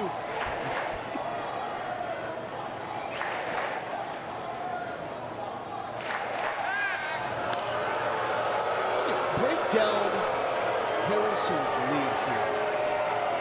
And the way he positions his body. Looks a little unorthodox. What do you think? Yeah, take a peek at it right now. I'm pretty sure he's probably just opened a bit. You want to have that front foot flared. The more open you can be, you can shoot to a direct line, that left foot across. And he's gone. Lodiz to Reese. The pick, was he off the bag though? They're gonna look at this. Brad Vanderglass is saying that Hunter Hines came off first base when he made the scoop. The call on the field was out.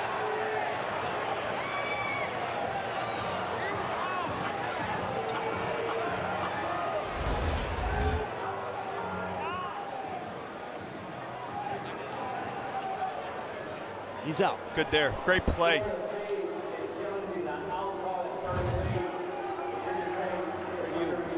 Can you just signal down for them like we got this? Yeah, we got it. Let's go. Here we go. Out. Expedited review. We should have a buzzer down, helping this process. It's a great play, man.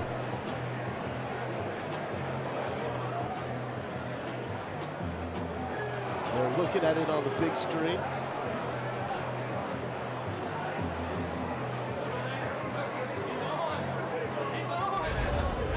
There's another look.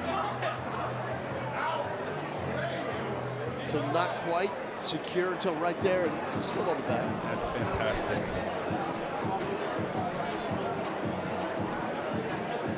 What makes that play so tough?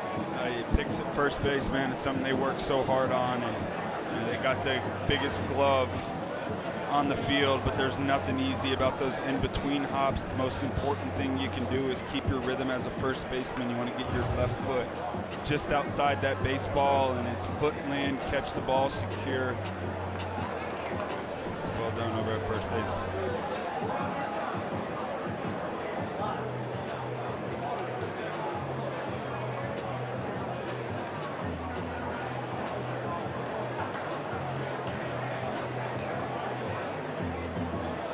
Taking a look back at Pittsburgh in the review center. Sure, they get this call right. Ruling on the field was out at first base. Brad Vanderglass immediately pointed at first base. And honestly, in real time, it looked like he may have a strong case, but when we're watching slow motion, it really seems like Hunter Hines firmly makes that play.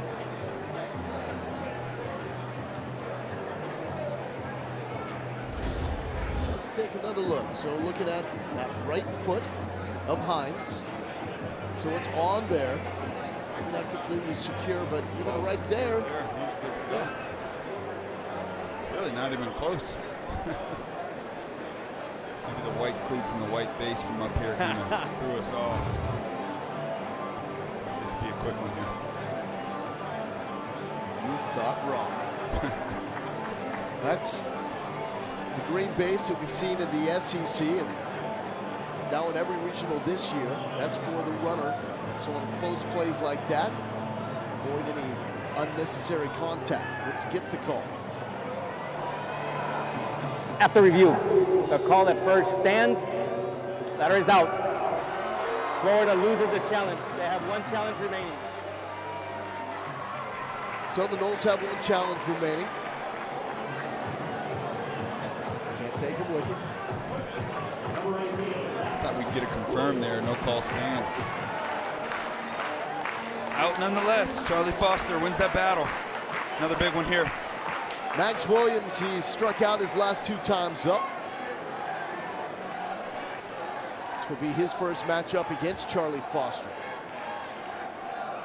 Runner goes. Harrelson wants third.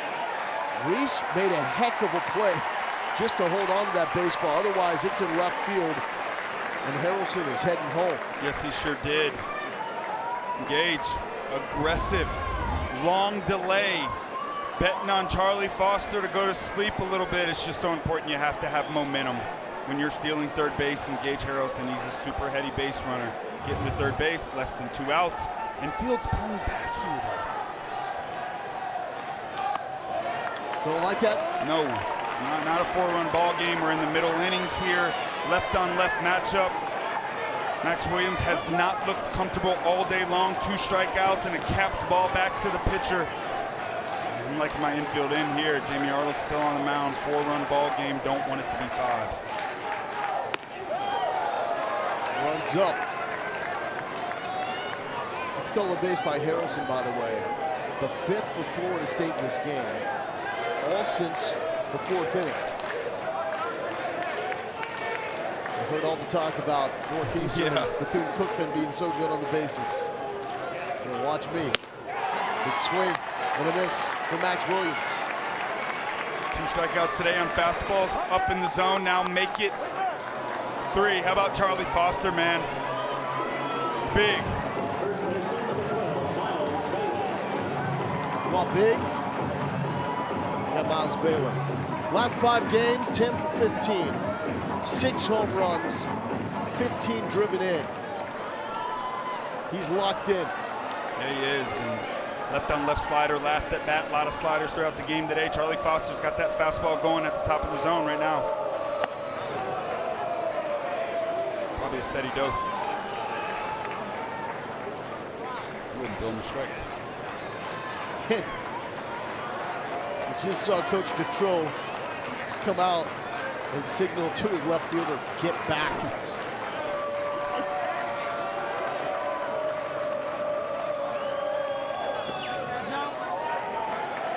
(2-0). Do you pitch him differently with first base open in this situation? Yeah, right now I want no part of Miles Bailey, man. When you are on a heater like he is on right now, you feel like you can hit anybody in the world. Does not matter who's on the mound. 2-0 count. I'm not giving him anything to hit. If you're Miles Bailey, you're ready to take advantage of a mistake. Harrelson's really working him over on third base.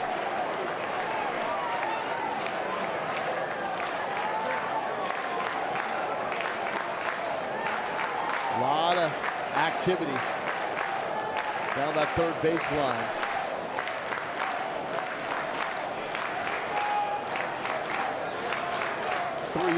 This can't be close. Stones. Right at him. Man.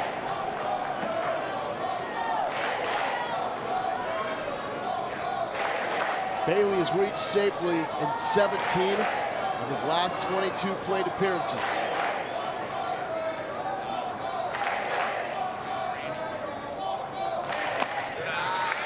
Make it 18-23. Respect right there. Yes, it is, and discipline. Swinging a hot bat. You want this opportunity. Man at third base. Smart.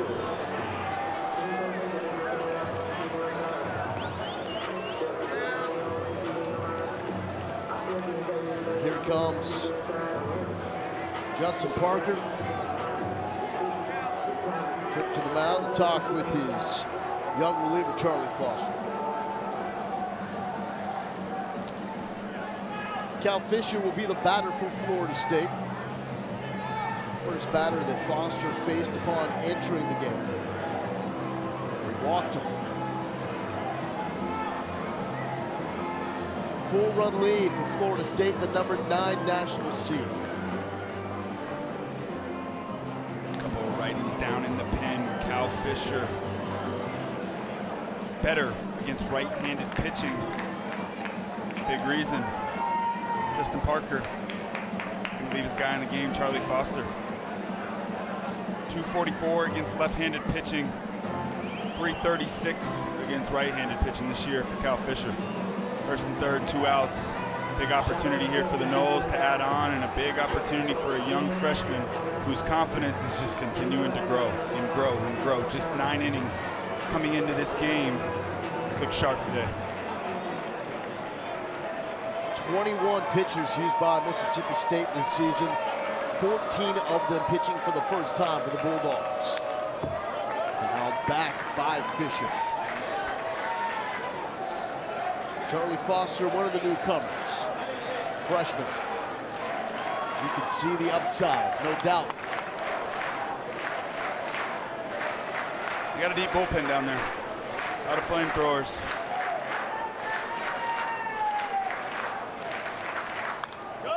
Fouled back. And he's down 0-2. How about that? Mound visit, comes right out, attacks with the fastball right at him. Next pitch, change-up pitch. He has not thrown a ton. Confidence. Growing.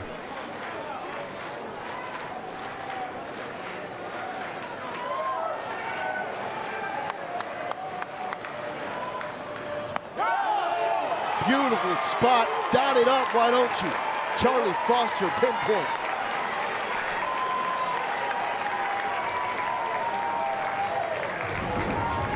Good for that young man right there. Dang right. I trust my guy. Young freshman, doesn't matter. Strikeout. Women's College World Series in OKC heating up.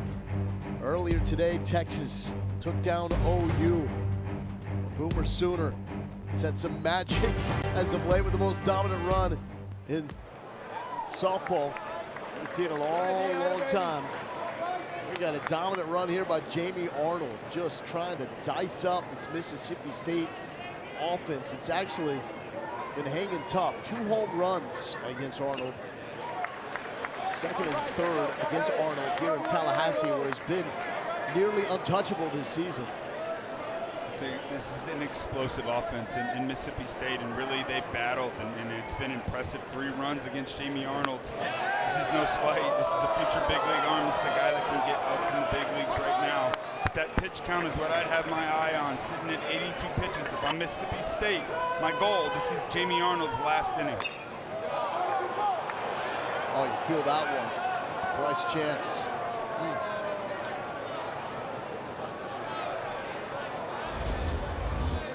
This is just no fun.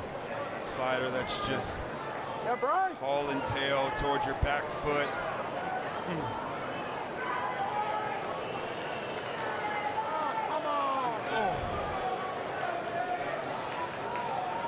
That's a bone right there. That is a tough dude. You can tell his toughness just the way that Bryce Chance plays the game. But man, dude throwing heat straight off the bat to the bone. 4 hits in this regional, but 2 strikeouts today. 1 on the slider, 1 on the cutter. As a hitter, You're just praying you don't go back in there. Way out. And it's 2-2.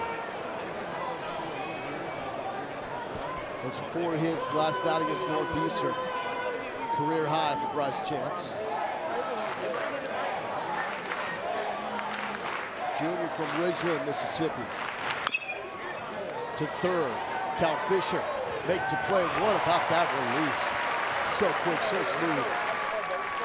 Smooth is right. Natural shortstop making the shift over to third base. Big time recruit out of the Midwest, and he has played a heck of a third base. And you think about this Florida State club and the offense and the pitching, but the defense, it's kind of overlooked with the offensive firepower. They've been fantastic this year. Especially that middle.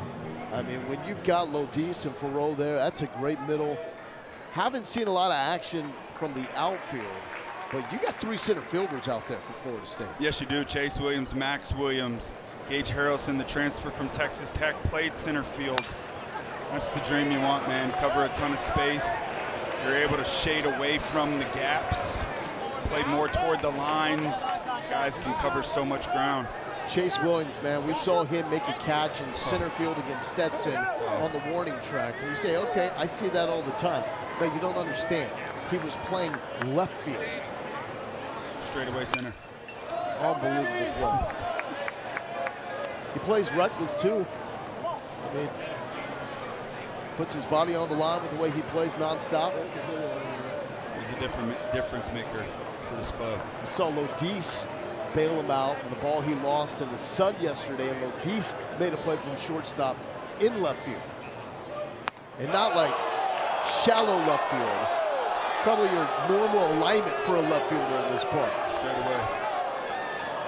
It's a great take right there. Mace Reese. 1-2, Arnold looking for another one. He's got another one. Double digits, 10 now for the projected #1 pick. 3rd game with 10 strikeouts this year. They did it to Louisville, did it to Wake, and now Mississippi State. And how about the first one on a fastball? Ace Reese, he just missed the pitch before off the plate. Not thinking he's gonna go back to back. Probably looking soft there. Got the express right down the chute. 10 strikeouts for Jamie. When do you think it became apparent that Jamie Arnold was this type of guy, #1 overall? You know, last year was the year.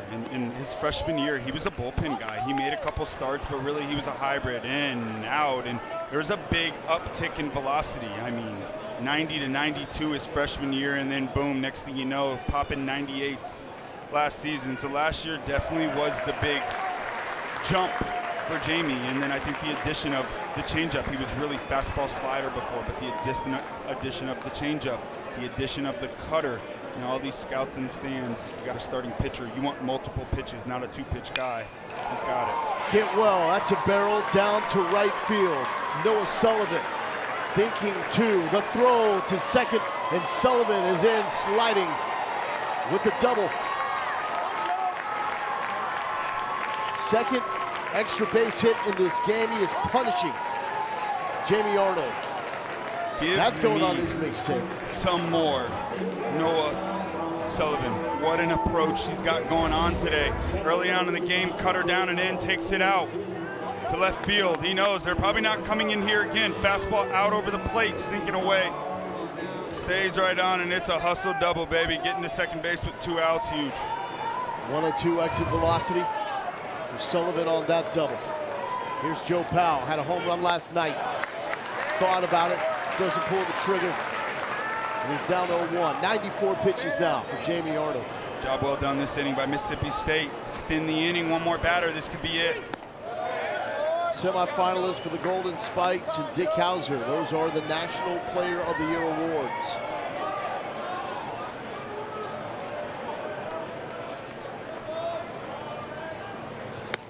Now at least 92 pitches and 9 straight starts. So showing that he can run it up there and be a workhorse. This is pitch number 97. Swing and a miss for Powell.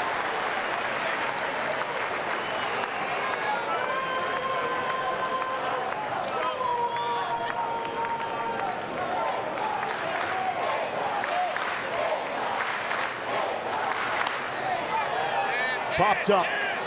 Lodis has it, shallow center. That's the look of a man that's in control. They love him here in Tallahassee. Welcome back to Tallahassee. Moments ago, Jamie Arnold and Alex Lodis sharing some thoughts after Arnold came off the mound. He's at 98 pitches. There's not a ton of activity right now in the Florida State bullpen. We'll have to see if Arnold comes back out for the bottom of the 7th inning. Certainly has the capacity to do so. A couple things in play here. Winning the game. The bullpen for Florida State has been the issue. Keeping him healthy for the Major League Baseball draft. That has to be on the minds of everybody here in Tallahassee, as Dane Burns now takes him out for Mississippi State. But also, kind of think about it, that could have been, if he's pulled the last time that Arnold comes off the field here at Dick Howser Stadium. Because if things hold, and even if Florida State wins this regional, if Oregon State wins the Corvallis regional, it would be the winner here in Tallahassee traveling to Corvallis for the Supers. So a lot in play here as we start off the 7th inning with Drew Farreau facing Dane Burns, freshman with a big-time arm. Yeah, big time arm. A lot of sink on this fastball. How about a breaking ball with 50% swing and miss? There it is. Make it a little bit higher now. And you know, Jamie Arnold, season high 106 pitches against Clemson. Coming up on that number. At this point, it's all up to Jamie. Link goes up to him. Micah goes up to him. Hey, how you feeling? You good to go or you done? Whatever answer Jamie gives, that's what we'll see. Is the draft aspect a real conversation part? I mean, I'm sure those conversations are probably happening before the heat of the moment. Yeah, you know, I don't think that the draft, just like you said, is happening now. But Link's well aware, and he's going to protect his guys. It's the player's health, always, that comes first at all levels, really. And you see him sitting right there, 98 pitches, projected #1 overall pick in the draft. It's all going to be up to him. I'll tell you what, if he's pacing with the hat on, yeah, he probably said, don't take me out of this game. What you love to see a competitor do. No doubt. 6 innings, looks sharp. He's done enough for the scouts in the stands, right? Well, and everybody that plays here at Florida State knows what's missing.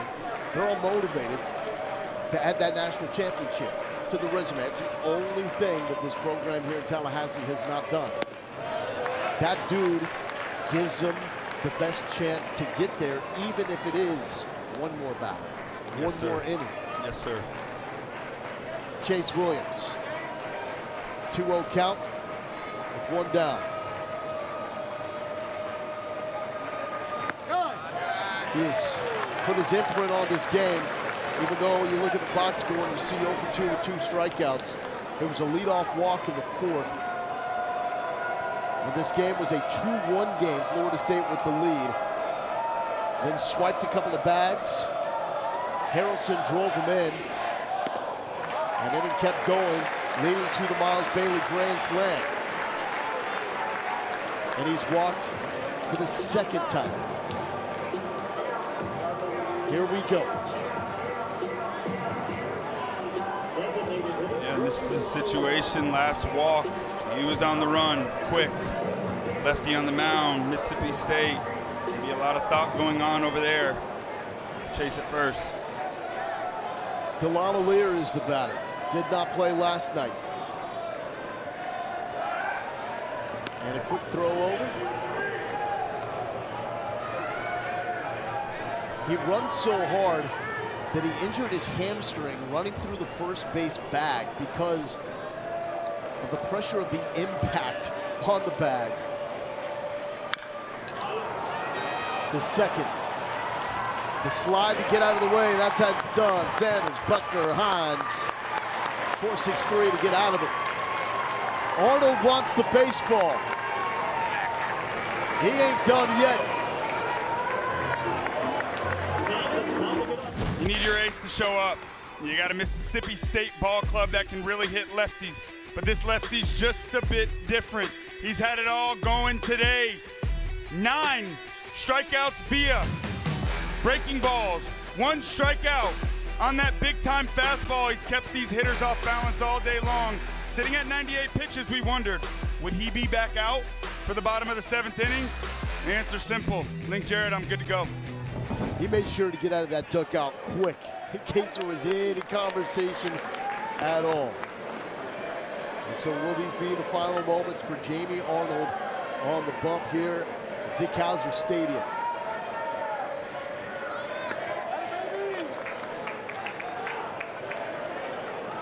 That is pitch 100. His career high is 121 last season against UConn. Hunter Hines has taken him deep once. Chopper. This is going to be a tough play. Arnold's got to get to first. And Hines has the infield single. His 3rd hit against Jamie Arnold. Take it any way you can. It's a good start.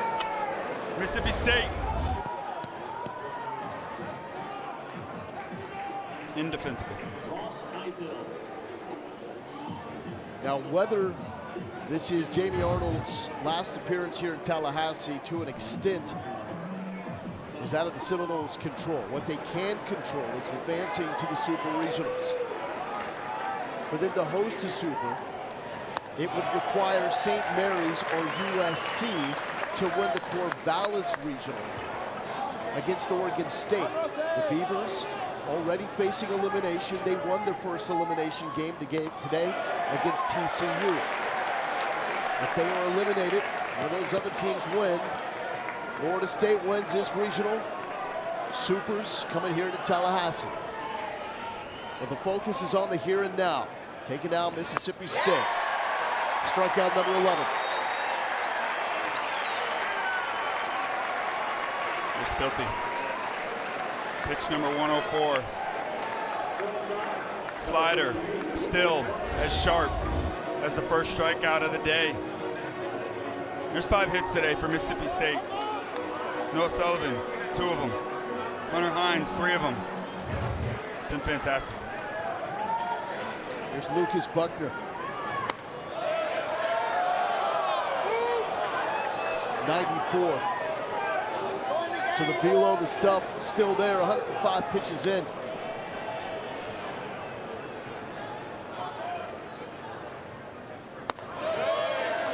Two-oh. Sawyer Reeves still out with back tightness. We saw him leave the game last night. Lucas Buckner stepped in at shortstop. Got the start tonight. He's 0 for 2. That's in there for a strike, no doubt. Season high for pitches for Jamie Arnold. Kyler McDaniel's #1 draft prospect. Projected to go #1 overall. He's ready for the moment. Back in there, 2-0 count, 2 straight fastballs down the heater. Buckner just battling. I love his approach in his first at bat. Slapped the ball down to the 3rd baseman. You got to look out there.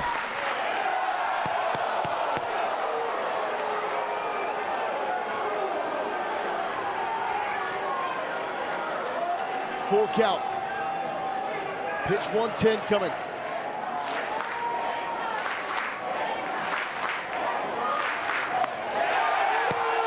Oh, so close. Doesn't get the call. So good. It's a ball. Fantastic at bat. The freshman, Sawyer Reeves, goes out yesterday. Buckner having to face the potential #1 overall pick and wins the battle that is a ball. It's a great at bat by that young man, 1st and 2nd, 1 out. Micah Posey coming out. And Link Jarrett arguing that call.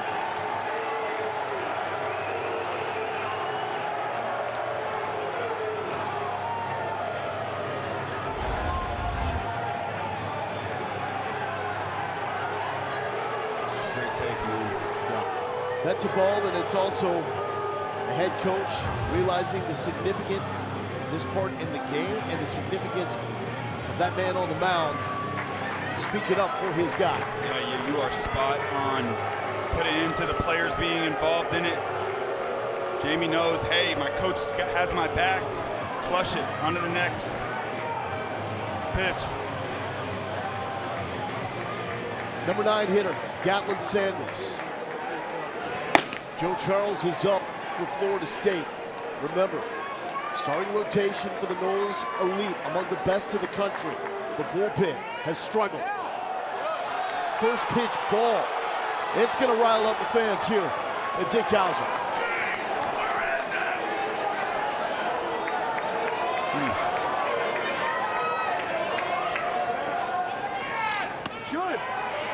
There's a strike.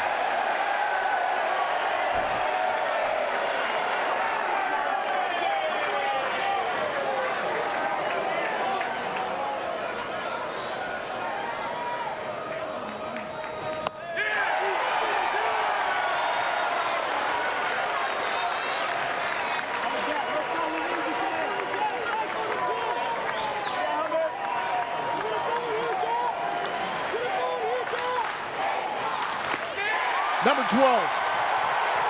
How you feeling, Jamie Arnold?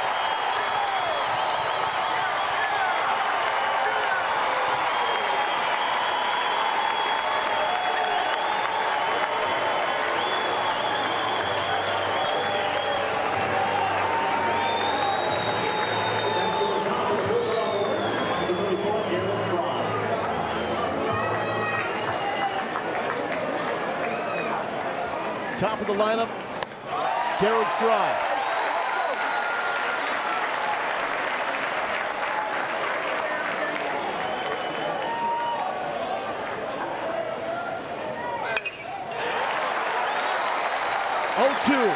Will this be the final pitch in Jamie Arnold's storied career in Tallahassee?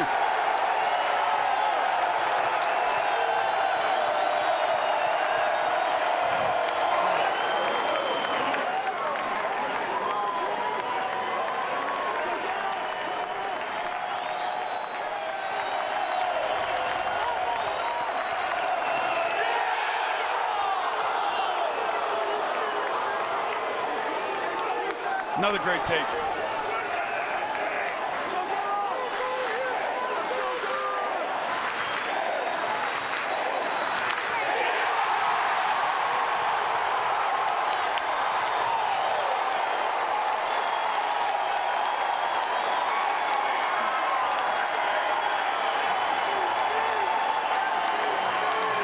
If that is it, that's one heck of a goodbye from Jamie Arnold.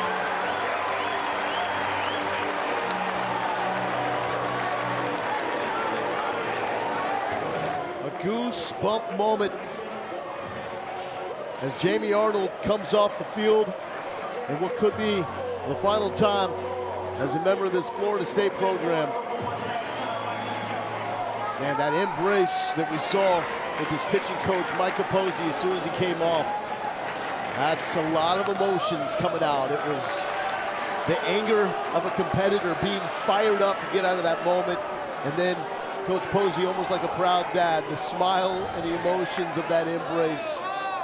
A lot of stories those two have shared. A lot of minutes between those two, developing Jamie Arnold to be the potential #1 overall pick in the draft.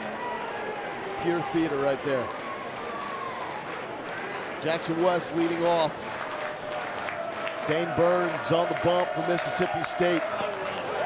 Winner of this game moves 1 win away from advancing to the Super Regionals. It's Florida State's pitching coach, Micah Posey. He's done a great job with Jamie Arnold development.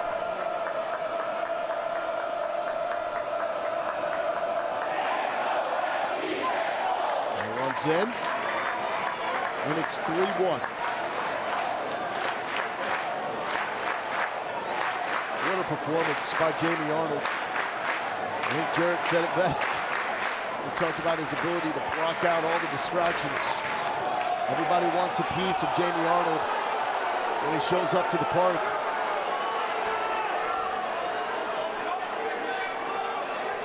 He stayed locked in and focused. The game happens between the lines.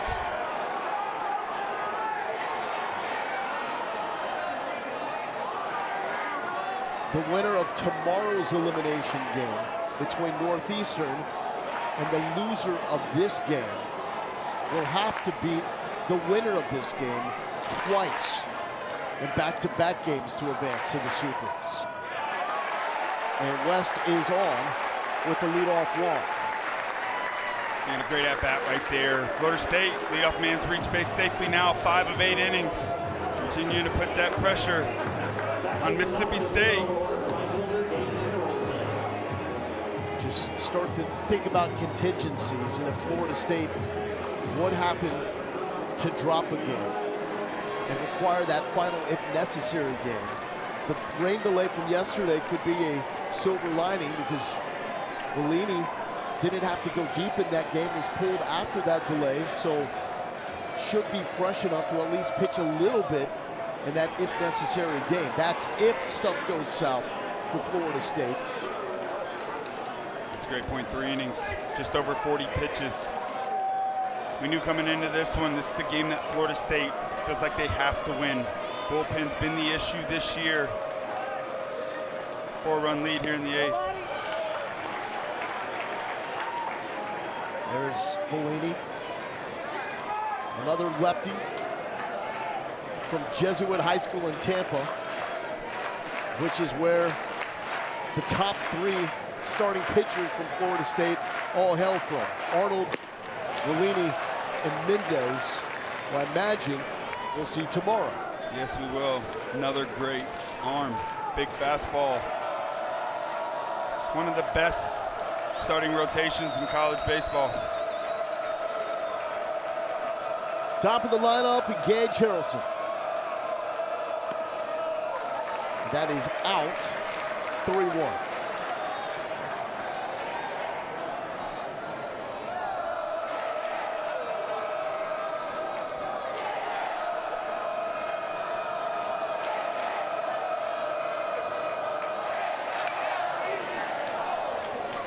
That's a good attack right there, left on left. Got a big double play last inning.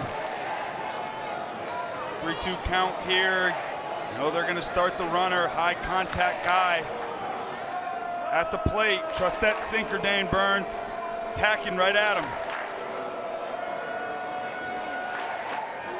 Big move to first. Harrelson was a huge pickup for Florida State, the transfer portal. 2 years at Texas Tech. This is his first at Tallahassee. And all he did in season number 1 was earn third-team All-ACC recognition. In on the hands, fighting it off. That couldn't have felt good. No, sir. That is a nasty sinker. And Florida State choosing not to start Jackson West over at first base. 4-run lead here for Florida State.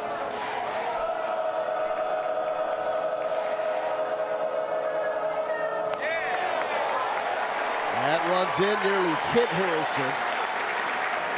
And he is on board. Back-to-back 3 passes from the freshman Dane Burns. Now bringing up Alex Lodis in a big moment. No hits in this regional. Looks like he's been a little tardy. Feels like a good matchup for him. Lefty sinker. Talked about working the backside of the field, staying on top of the baseball. Probably going to be a move to the pen. And Justin Parker has made that call. He wants a new pitcher, so the night is done for the freshman Dane Burns, and we will see our 4th Mississippi State pitcher of the evening here in Tallahassee. Emotions overflowing from Jamie Arnold in what could be his final pitch here in Tallahassee. Mike Capozzi, his pitching coach, with a memorable embrace after strikeout number 13, a season high for Jamie Arnold. Mississippi State got to him twice with 2 home runs. Outside of that, Arnold was in control. And that's the move. Florida State, you need your ace to dig deep. At certain points, you got to have an extra gear, and Jamie Arnold had that tonight. Jacob Pruitt, ton of swing and miss on a breaking ball. Well north of 50%. Fastball 90, 94. We use the changeup to left-handed hitters, but once again, another power arm coming out of this Mississippi State bullpen. Florida State has taken advantage of the lack of control for the Bulldogs pitching. They have drawn 10 walks. That ties the season high. And if you ask me, one walk was the turning point in this game, and that was the walk issued to Chase Williams. It was back in the 4th inning. Steals back-to-back backs, 4 stolen bases in that inning for Florida State, and it really started to unravel. There was the intentional walk of Alex Lotis to load the bases. They got past Max Williams with the strikeout, but Miles Bailey, the freshman, made him pay with a grand slam to left. Lotis still looking for his first hit of the Tallahassee Regional.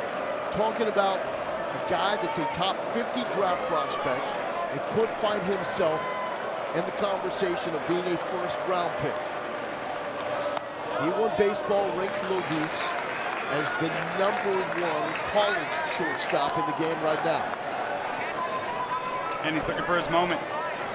In the driver's seat here, 2-0. 2 men on, no outs. And it's 2-1 now to Lotis. Started his career at North Florida, where he was a freshman All-American. Link Jarrett was on him quickly after that, showing belief. He could do it on the big stage here in Tallahassee. He was not disappointed. 0-2, big cut. The man does not get cheated with his swings. No, he doesn't. 2-1 count. Let it go, but here in a 2-2 count, that fastball elevated like that, you gotta shorten up. Came into the regional hitting .415, leading the Power 4. Upstairs. Full count.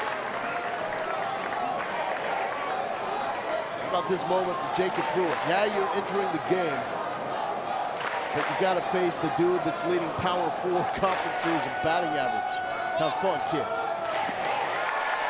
3 straight walks to start off the 8th. And new season high for Florida State, drawing 11 of them tonight. And really just no decisions in most of these walks. Florida State, free swingers. Big thing to focus in on moving into this regional with Northeastern, great pitching. Mississippi State, big time arms. Could Florida State funnel things into the strike zone? And they have. Max Williams, loaded. Miles Bailey on deck. Max 3 strikeouts today, fastballs elevated.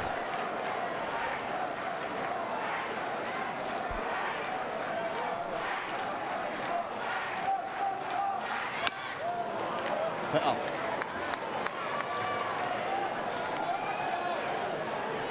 There's the feared freshman, Miles Bailey. This is Max Williams' moment. Link Jarrett says he's an angry player. He wants to fight you with every pitch. Trying to channel that anger here. And avoid strikeout number 4.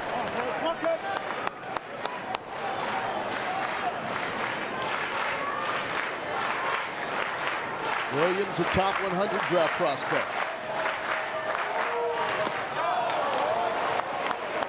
And down on strikes for the 4th time tonight. And a great job right there by Pruitt, taking advantage of an aggressive hitter. 3 strikeouts on the day. Max Williams overly aggressive right there, and now you got the man, nowhere to put him now. Bases loaded, 1 out. Hold your breath. It's Miles Bailey. Last 5 games, 10 for 15, 6 home runs. And a grand slam. Strike 1. Heater challenge right out of the gate. 4-run blast in the 4th to make it 7-1. The Noles have not scored since.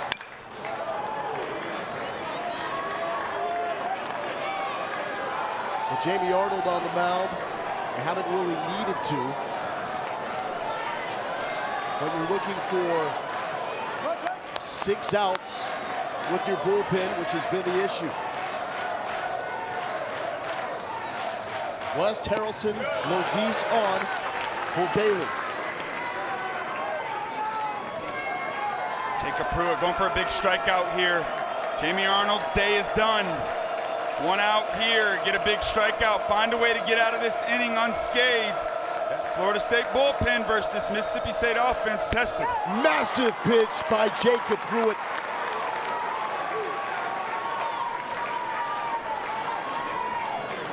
There you have it, calm, cool, collected. Miles Bailey at the plate. Don't really care, back foot slider. Got him swinging.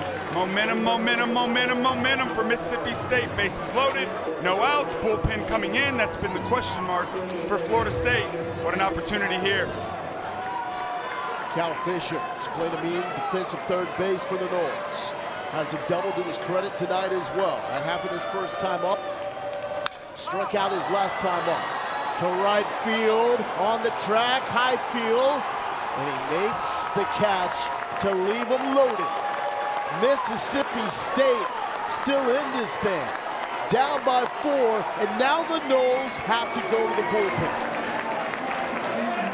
You mentioned Wright State, Justin Parker, a proud Wright State alum, where he was a 6th-round pick in 2008 out of that Horizon program.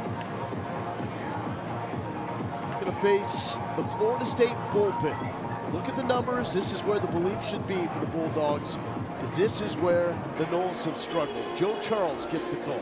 Yeah, some of the best stuff coming out of the Florida State bullpen right now, and Joe Charles, big fastball, heavy with sink, 92 to 95, slider, changeup. More breaking balls than fastballs here for Joe Charles, about 47 to 53%. It's the walks you got to keep an eye on with this Florida State bullpen. 30 innings pitched for Joe Charles, 17 walks, 3 hit by pitches. When he's in the zone, he's good. Charles does have a couple of saves on the season, tied for the team lead. FSU with the 2nd best ERA for starters in the ACC. When it's the bullpen, it balloons to 5.65, 12th in the ACC. First pitch strike to the tough out, Bryce Chance. Fouled the ball off his shin, his last time up.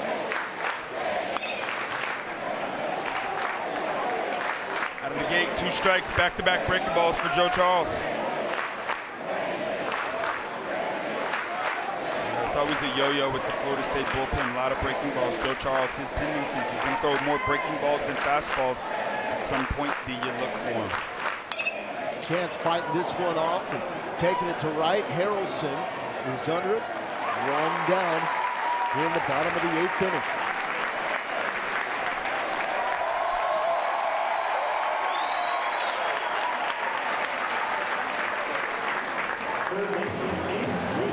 It was a curtain call for Jamie Arnold. They heard the chant.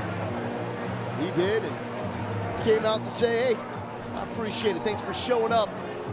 Maybe we'll be back to do this again. In the middle of arm care, sprinted out. Ace Reese trying to get going. Bailey picks it up. Reese still hitless here in Tallahassee. There you have it, 4 pitches thrown, 4 strikes. 2 quick outs. 22-game hit streak came to an end last night. 0 for 4 in this game. But Noah Sullivan swinging the hot stick. He's got 3 hits in this regional, including 2 home runs. Had to have been a good feeling taking Arnold deep to left field off the scoreboard his first time up. He's the only guy in the history of college baseball that's ever said, please put Jamie Arnold back out there. I've got his number.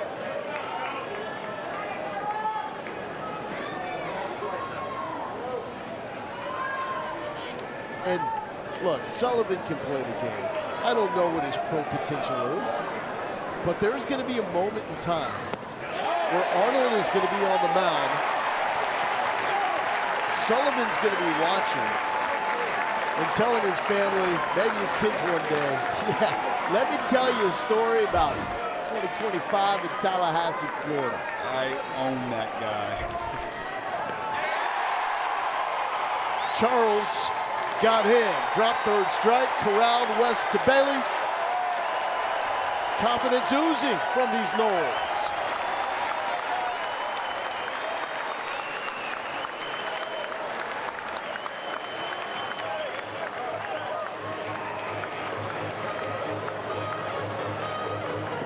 Yeah, well, we wondered. Florida State bullpen, could they show up? Well, 7 shutout innings so far, 1 big one left. Lucas Moore had a 2-run shot Friday to open up the Nashville Regional. He'll take on the #1 national seed Vanderbilt Commodores in 2 of the elite programs over the past decade plus in college baseball. If we're not done in time here in Tallahassee, that matchup will start on ESPN Plus, and then once we are done, you will see it here on ESPN2. I can't wait for that one. My eyes will be glued to the screen. 2 good ball clubs. They played early on this season. They play every year in the midweek. I love the confidence and the belief, though, from the Mississippi State fans holding up the "Do you remember 2018" sign in the stands. 2018, Tallahassee Regional. Mississippi State came here, upset the Noles on their first step to reaching Omaha. That ball is drilled off the fence in center field. They're saying it's gone. Faroux with the home run. Where did that hit?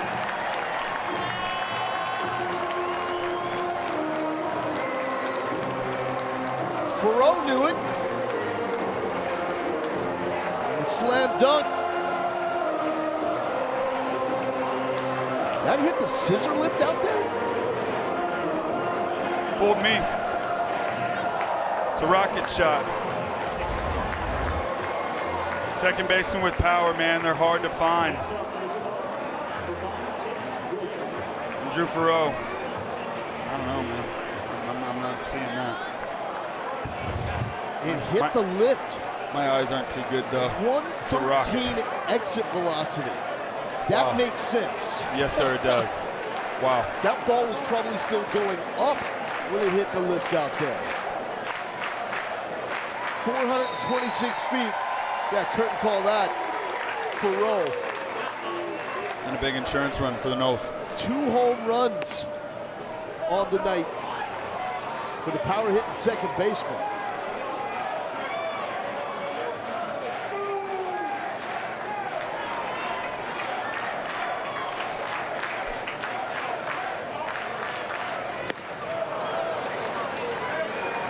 Williams 1-1, 110 plus as well. Good equalizer right there, change up down in the zone.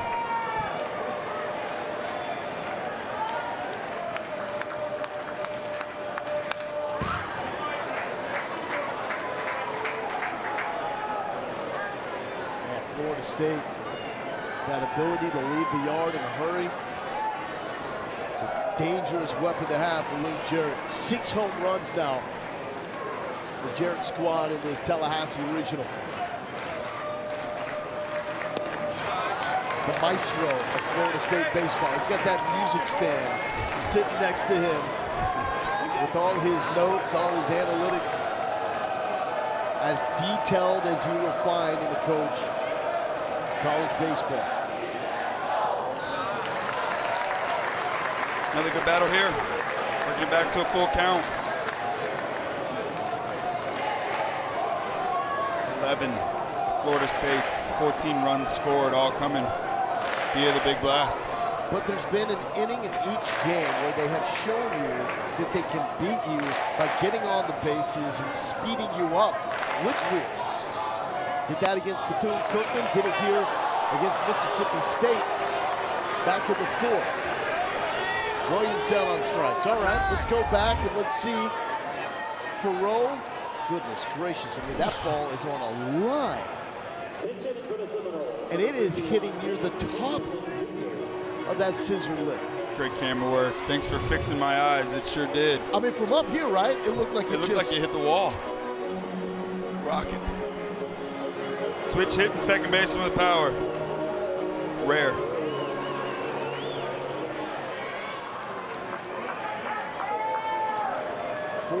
2-home run game by Thoreau this season.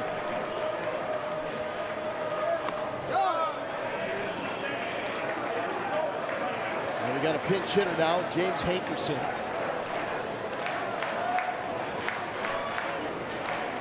Hitting in place of Delamalier. Hankerson got the start last night. Yesterday, I should say, it's between Cookman in the first game of this Tallahassee Regional. Link Jarrett electing to play the early game yesterday. Winner of this will play the late game tomorrow, with the loser facing elimination against Northeastern.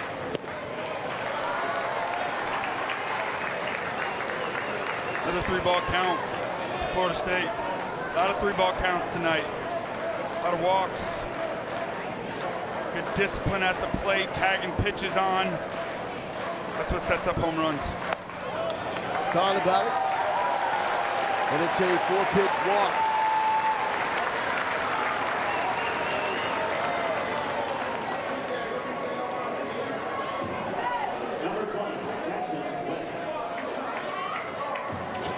Walks now issued by Mississippi State.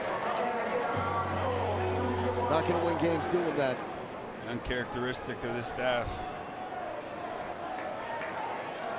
Bottom of the lineup, Jackson West.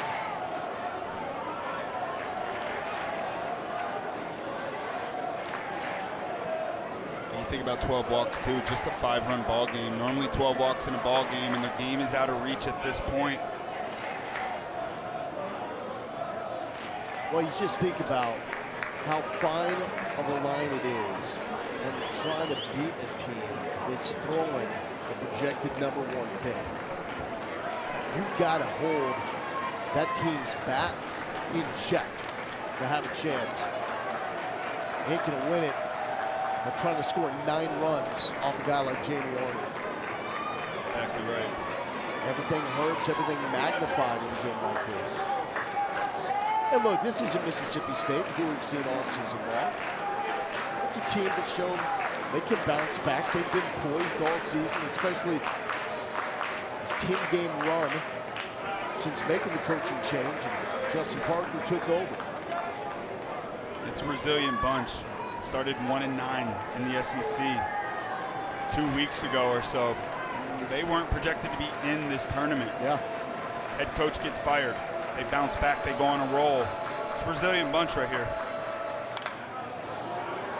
And they have confidence if they do drop this game, knowing that A, they face a team in Northeastern tomorrow that they've already handily beaten, and B, Jamie Arnold does not pitch for Northeastern.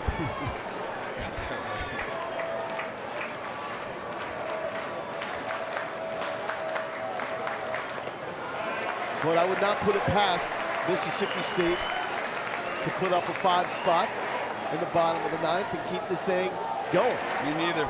They got that kind of pop. Yes, they do. And they will have Powell, Hines, Highfield coming up. That's why these moments are so important. Runner was in motion, and it is another walk. 13. And just a great at bat again. 3-2 count, laying off a breaking ball that's in the zone and down below it. Passing the baton. The top of the order. Gage Harrelson, 2 knocks tonight. 2 walks, reach base safely 4 out of 5 at bats. Will Galendo here with Devin Travis. We're inside Dick Howser Stadium, Tallahassee, Florida, where the Seminoles are the #9 national seed. They rolled out Jamie Arnold to the bump, the projected #1 pick, and he was an absolute beast, living up to all the hype, all the expectations. Coming up with a season-high 13 strikeouts, including on what could have been his final batter faced here in Tallahassee. Mississippi State did get to him with a couple of home runs. Off the bat is Sullivan and Hines, as Hines, the all-time home run leader in Mississippi State history, came up with number 70. But a big fourth inning from Florida State has been the difference. A 5 spot from the Seminoles, capped by a grand slam from Miles Bailey. A hit to chase Pico Khan from the game. A lefty that was trying to match Jamie Arnold and looking locked in on his way. Gage Harrelson is the leadoff for Florida State. And it's 1-1. Loser will face elimination tomorrow against Northeastern. The Huskies took down Bethune-Cookman to get their first tournament win since 1973. Bulldogs pounded Northeastern last night, 11-2, ending a 27-game winning streak, which was the longest active in college baseball. Winner of this game moves 1 win away from advancing to the Super Regionals. This region matching up with the winner from Corvallis, where Oregon State is the national seed, but is also facing elimination after an upset loss against St. Mary's yesterday. Awesome crowd on hand tonight in Tallahassee.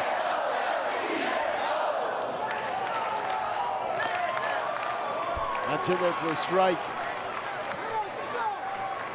And a big strikeout right there. Second strikeout of the inning for Pruitt. Same exact pitch. Little front door, 2-seam fastball catching the front edge.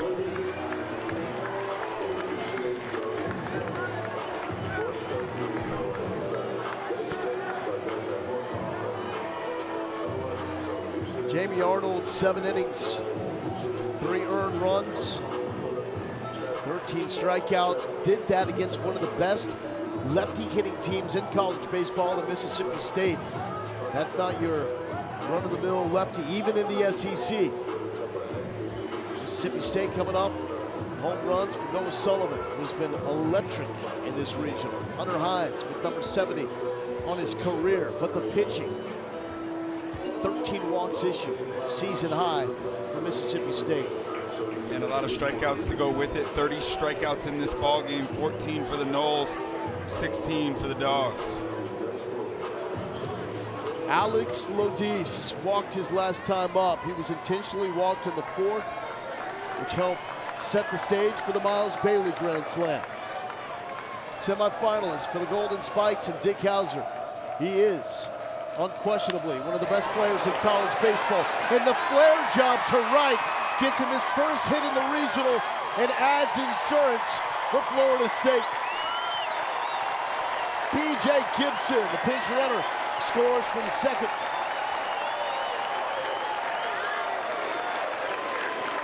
And look at that smile, that's relief. He just needed to see something fall. You got that right, thank you. Fastball in. I love this adjustment right here, willing to get jammed. He's been late as of late, and there's no question about that. But the thought process you could see building in that last at bat. He had a focus to hit the ball the other way. It's the best way to have success against sinker ballers. Driving that ball into right field. 6-run lead for the Noles, and a big thank you from Alex Lodis. He's in the conversation to be a first-round pick as well.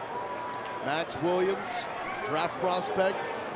This is one of the most feared top 4s for any lineup that you will see in college baseball. Harrison, Lodis, Williams, Bailey. The guy hitting in the 5th spot ain't too bad either. And Cal Fisher. It's a complete lineup, 1 to 9. It's constructed very, very well. A lot of power. Got some speed mixed in, and tonight, great plate discipline. He struck it out this time. The bat flip to release some pent-up frustration for Max Williams. Struck out his previous 4 times up, and look at that smile of relief. Link told us he's a fighter, man, and it's hard to want that at bat. You got 4 strikeouts on the day. There is a point in the ballgame where you almost say, man, I hope I don't have to hit again. Well, Max, no, sir. He wants the opportunity every time. How about a bat flip? An RBI single. 108 exit velocity. It had to be a scary moment. See that coming back if you are Jacob Pruitt.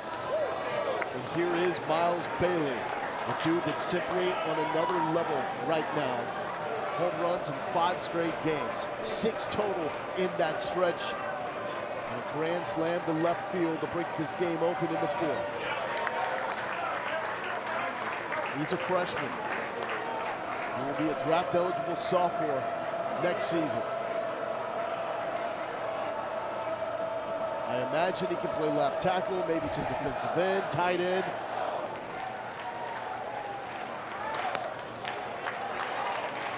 He picked the right time to get hot.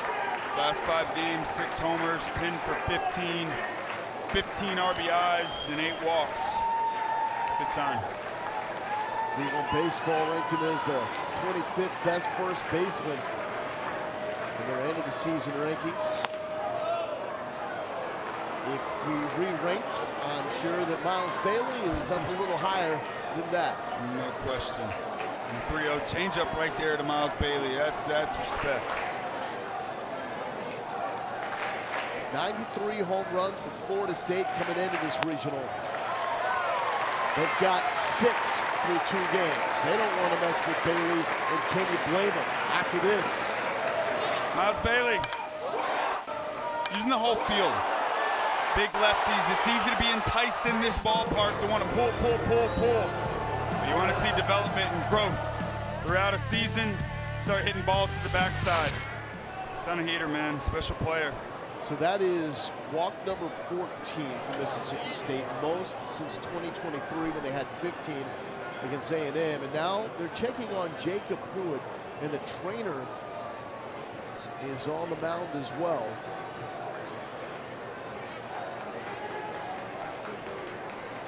He's messing with the footing on the mound.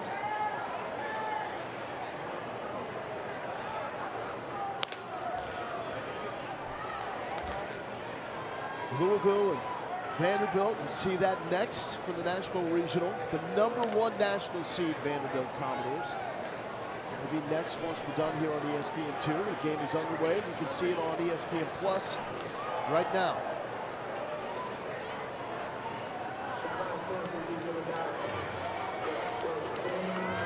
It's that time of year. Our first elimination day of the NCAA tournament. Bethune-Cookman, gutsy squad out of the SWAC, was eliminated by Northeastern earlier today here in Tallahassee. Heck of a game. That was a well played ball game. Congrats to Bethune-Cookman on a great season. Northeastern lives on. Bases loaded again here for the Noles. Last inning, bases loaded, no outs. Pruitt popped in this ball game and got out of this thing. Florida State looking to deliver a knockout blow here. There's Cal Fisher, has a double. And Fisher to left field. Fry going back. Fry makes the catch on the track. Got it.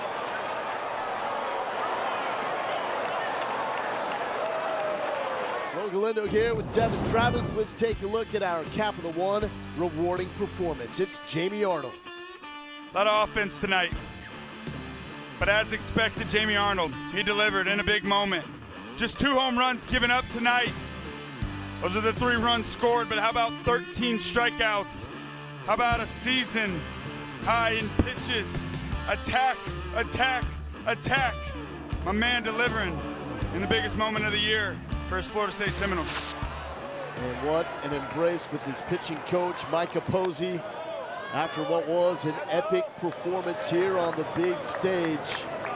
7 innings pitched, 5 hits, 3 earned runs, 13 strikeouts, a season high for a dude that's good wherever he plays and is almost unbeatable when he's pitching inside Dick Hauser. Yeah, you can tell he was in the zone tonight from pitch 1, had all 4 pitches working. 12 of his strikeouts on that slider throughout the night.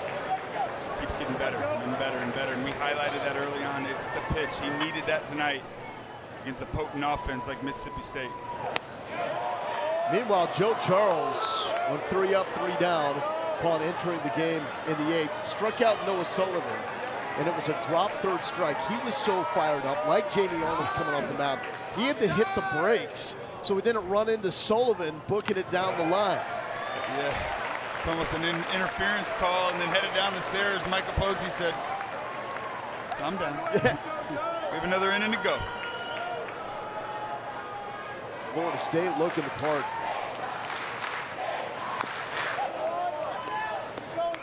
Power arms, power bats. They got the speed on the bases. They cover ground, especially in the outfield. The only question mark is the bullpen. How long can they hold it together? You got to give props because Charles hasn't had to do too much with Arnold going 7 innings, but it's Bethune-Cookman. That was a real test in a game that was close. And the bullpen in that situation came up nails. Yeah, the bullpen, 7 scoreless. Peyton Prescott, Chris Canu, John Abraham, 6 innings, like you said, without allowing a run. The bullpen has good stuff. I mean, when they're in the strike zone and they're limiting walks, they're fine, but it's been the walks and the hit batters and pitching from behind, leaving these hitters in hitters counts. That's where the damage has been done against them. They're doing a nice job attacking like that. Powell is down. Strikeout number 2 for Joe Charles. And Florida State closing in on the dub. Nasty. It's a good sign, man. Charles, fired up. Rightfully so, man. It's a guy that's battled. Middle of the season, gone for about a month, battling injury. He's back. He's healthy. They've built him up for the most important season, postseason. Here's Hunter Hines. Had the 70th home run of his career. He stepped up in the 4th. More than Clark, more than Paul Merrill. Most of Mississippi State history. We're talking about 2 of the ultimate dudes in hitting in college, pro ball. Watching Clark and Paul Merrill hit, it's like studying 2 great artists. The science and the art of hitting. Passed it down to this man, Hunter Hines.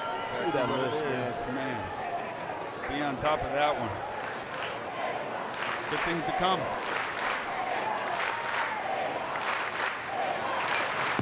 That's why you swing it from the left side as well. That's right. That's right. Left-handed power hitters. And Paul Merrill with that follow through, as sweet as it gets. That's up there with Griffey. And Will Clark, just as nasty as he was, he pulled up that sleeve on the front arm a little bit. Just an absolute dog. Hines goes down swinging. Florida State 1 out away. They've scored 16 runs through 2 regional games, the most since 2019. And you can almost book the ticket to the Super when they open 2-0 in a regional. 14 to 15 times, winning their first 2 games. They end up in the Super Regional round where the 16 best teams will meet. It's a head-to-head best-of-3 series with the winner of those 8 Super Regionals advancing to Omaha. What a night for baseball here in Tallahassee, and what could have been the final performance inside Dick Howser Stadium for Jamie Arnold, the projected #1 pick in the draft.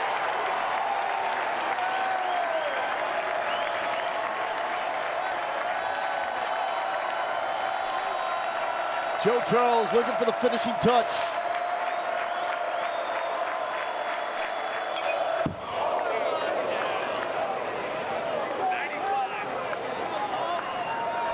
Mississippi State will have to recover and face Northeastern tomorrow in a rematch of the 2nd game of the Tallahassee Regional. Faroe, Bailey, ball game.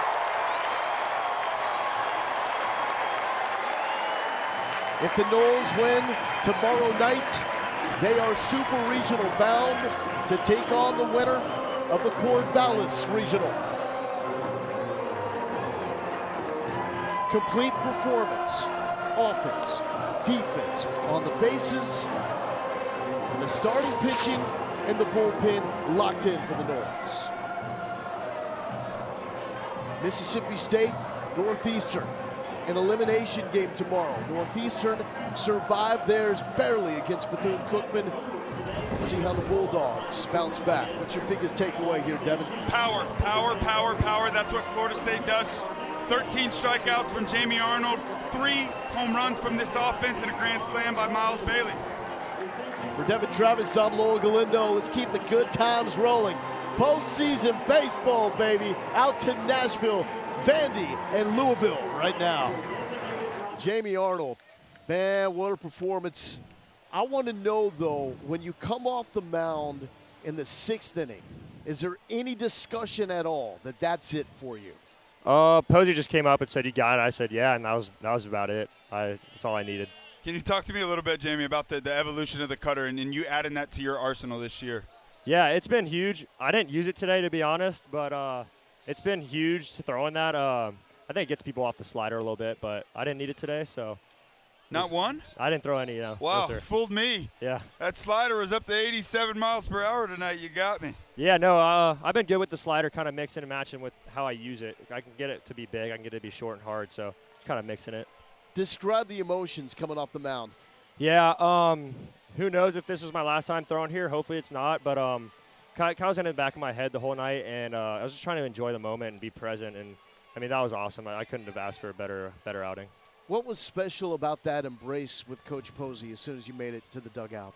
Yeah, it's been a stressful year for both of us, I think. So just like kind of having it all come together right there was awesome. And I wouldn't be where I'm at without him. I give thanks to him so much. So, I mean, just seeing Posey like that was awesome. It was fun. Jay, your freshman year, bullpen, starter, bounce back and forth, huge velocity uptick. Can you talk to me a little bit about your evolution and what you'll remember most about your Florida State career? Yeah, I was a lot different pitcher when I came in, and I give thanks to everyone in this program, all the staff, all my teammates. Like, I would not be where I'm at without everyone here. And, you know, I've learned so many things from my teammates and the coaches. So, you know, and thanks to Lank, I mean, I've grown as a person, I think, the most out of anything, and I give all my thanks to him. Jamie, congratulations. That was electric. Thank you. Jay, congrats, baby. Thank you. Have a good one.